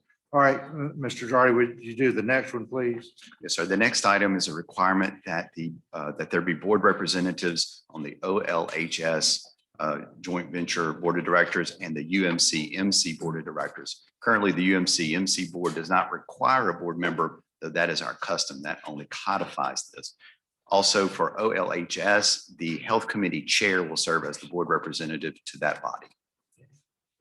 Any questions? Okay, I'll entertain a motion. So move. Second. Second. All right, Ms. Griffin? Mr. Morris, Yes. Ms. Jones, Mr. Armenter, Yes. Mr. Blossman, Mr. Brown, Yes. Mr. Morrow, Yes. Mr. Starnes, Yes. Mr. Williams, Mr. Woods, Yes. Mrs. Zuschlag. Yes. 7 yeas, none opposed. Thank you. I will accept a motion to conclude the meeting. So move. Is there any objection? Okay, without objection, the committee meeting is adjourned. Thank you very much, Mr. Morris. At this time, the recess of the board will end and the regular board meeting will come to order. We're going to take some things out of order. Yes, Do I Mr. need a Chair, vote? given we seem to be close to losing quorum, we would recommend that you take items 10, Roman numeral 10, approval of board minutes, Roman numeral 11, approval of personnel action items, and Roman numeral 13, approval of committee reports to approve the action items we need required, and then go back and handle the information reports. At this time, I'll accept a motion. I'll make the motion. To approve the board committee, the board meeting minutes. It's motion's been made by Mr. Zuschlag, seconded by Mr. Woods. Is there any objection to accepting those minutes? Hearing none, that motion passes. Item number 11. This month, we have personnel actions requiring board approval. They were been previously distributed. The lone item is to ratify and approve the new position of Vice President for the Office of Civil Rights in Title IX and the negotiation with Dr. Kerwin that has been concluded. Is there a motion to accept these personnel actions? So moved. By Ms. Werner, Mr. Storms is a second. Is there any objection? No objection, the matter is passed. Item 13, approval of the committee reports. I will entertain one motion to approve all committee reports that have been presented for the board. Motion made by So moved. Mr. Morrow, second by Mr. Armentar. Is there any objection? Hearing no objection, that matter is approved. Okay, and Mr. Chair, since we had presidential search immediately prior to this meeting, I would suggest you jump to number 12 and take. Mr. DeQueer, I'm gonna do this my way. We're gonna jump to number 12. And you can resume the remaining items. No, is, Oh, is, I'm sorry. I'm curious. Yeah, well, don't we want to go to presidential search? Oh, yeah, I'm sorry. I'm sorry. Yeah, I'm sorry. Thank you, Mr. Chair. The Presidential Search Committee met this morning with the sole item being to come up with a schedule for how we're going to select a president. And the schedule that the committee, the search committee approved was that on the April 19th will be the deadline to for persons who want to express interest in being the next president of LSU. That will be the cutoff period from which we'll take applicants. On April 21st, the search committee will have a meeting to discuss and select among those applicants candidates to be interviewed. On April 26th, the committee will conduct those interviews. On April the 30th, the committee will vote to select one or more persons to be submitted to the Board of Supervisors for the Board of Supervisors consideration. Yeah. And the first week of May is the target period for the Board of Supervisors, the community, and the entire LSU universe to weigh in on the selection of the next president of LSU. So, Mr. Chairman, that would be the timeline. Any questions? Yes, sir. That I never did vote on the structure. Yes, sir. Okay. Just want the record to reflect. That's been noted. Thank you, sir. Any questions for Mr. Storms or Any other comments? Okay, hearing none. Oh, I'm sorry, Dr. Anderson.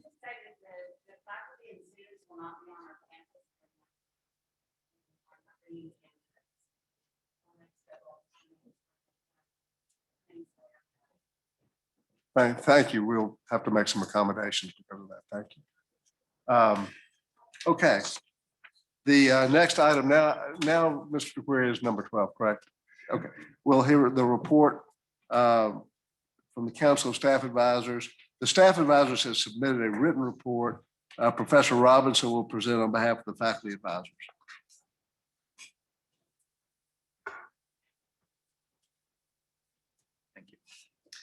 The LSU Baton Rouge Faculty Senate Executive Committee appreciates the time that Chairperson Dam took to visit with them via phone while he was driving.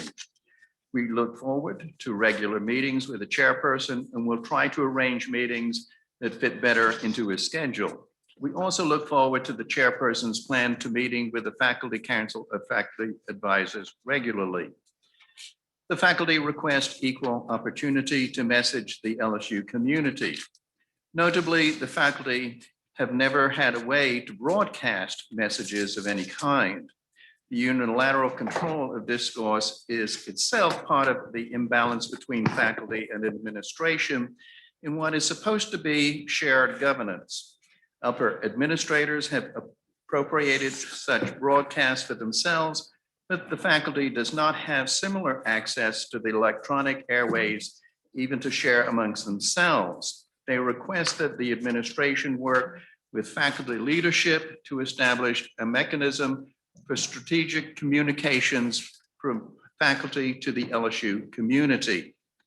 The impact of the ongoing allegations and investigations associated publicly on faculty is beyond imagination. This in light of over a decade of little or no salary increase in the face of increasing demands within antiquated facilities is the final straw for many. The faculty want to make it abundantly clear that these administrative tribulations are not associated with them in any way. While faculty are horrified and embarrassed, they are not responsible for the negative publicity. It is far past time for the administration to consider the following. There is no faculty voice, no representation, not even as non-voting, for the faculty on the board. Even students have a representative. Faculty have clamored for long to have such representation so that their and different voices can be sounded when such egregious actions are being taken at the top in the name of LSU. What is demoralizing to faculty and offensive in the worst way is that LSU is cast so negatively before the nation because of actions by agents on which we have no control and no say. The faculty insists that a faculty voice be added to the LSU Board of Supervisors. We are willing and able to assist with all necessary steps. It is time. Thank you. Thank you, sir. I appreciate it very much. At this time, I will entertain a motion to approve the metric data report, which has previously been provided. It's moved by Mr. Woods, second by Ms. Werner. Is there any objection? Without objection, that is approved. At this time, I'll call upon President Galligan for his report. Thank you, Chair Danf. I want to thank Mr. Morrow for taking that moment of silence at the outset for Corey Gauthier. Our thoughts are with the family and we offer hope. I also have another sad story to report, but it's a heroic story. Lane Gauthier was a junior engineering student. He just received a scholarship. He was in Destin on vacation with friends, and 2 young children were drowning. And so he was part of an attempted rescue crew. Sadly, he lost his life in the process. So our thoughts are with his family as well. I'd like to thank again Dr. Cassidy and pledge all of our support to work with her and whoever her successor may be to make LSU an exemplar for Title IX compliance and proper behavior. Finally, I got a 24-page report, but I'm going to offer it into the record. I'm going to tell you there's some great stuff in here, so I'm going to urge you to read it.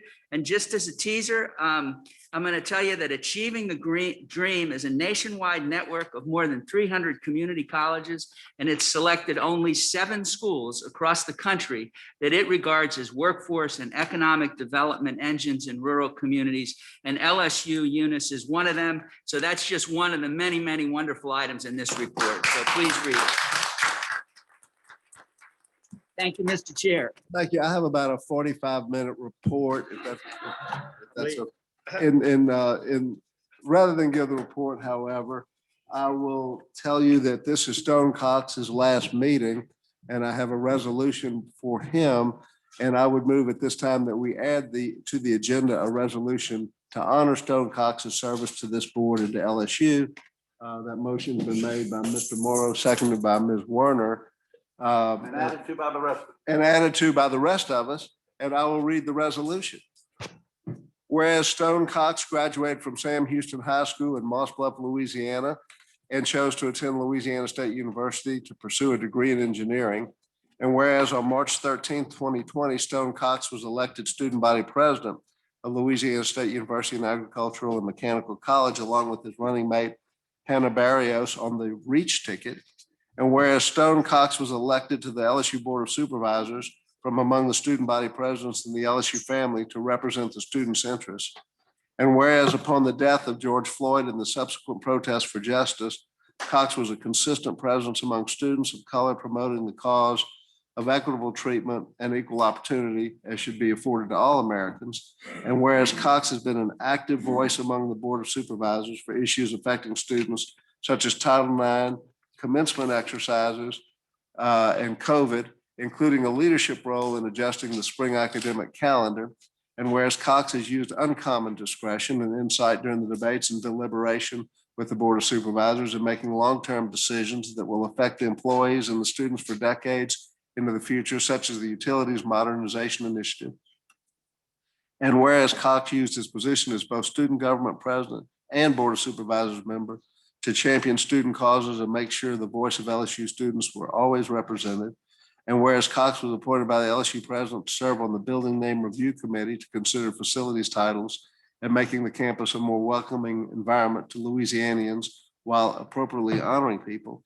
And now, therefore, be it resolved, the Board of Supervisors of Louisiana State University and Agricultural and Mechanical College does hereby express its deep appreciation and gratitude for the services of Stone Cox and wish him the best in all future endeavors.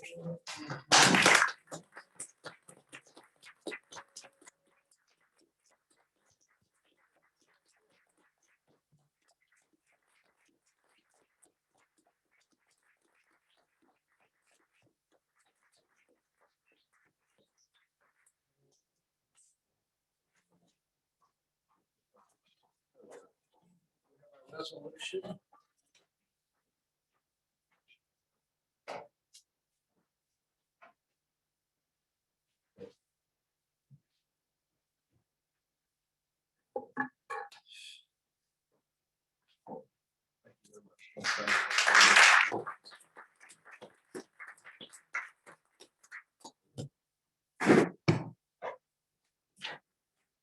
Yeah.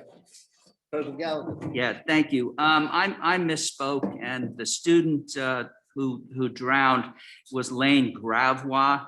I said Gautier both times. It was Lane Gravois, and I think both he and his family deserve that I get that name right. So thank you. Thank you very much. We're very sorry. At this time, I will. Stone, I really didn't call it. Did you have anything you wanted to say? Well, hopefully it won't be. Hopefully with the Presidential Search Committee, it won't be my last board meeting I'm holding out. But I just wanted to thank you, the rest of the board, the administrators and the students. This year's been interesting, difficult, but it's been a lot to me to be able to serve with y'all, and I'm very thankful. It's been great having you, Stone. You've done a great job representing the students. At this time, I will accept a motion to adjourn. Mr. Morrow. Second by Mr. Mallett. Without objection, we are adjourned. Thank you, everybody, for coming on a Saturday.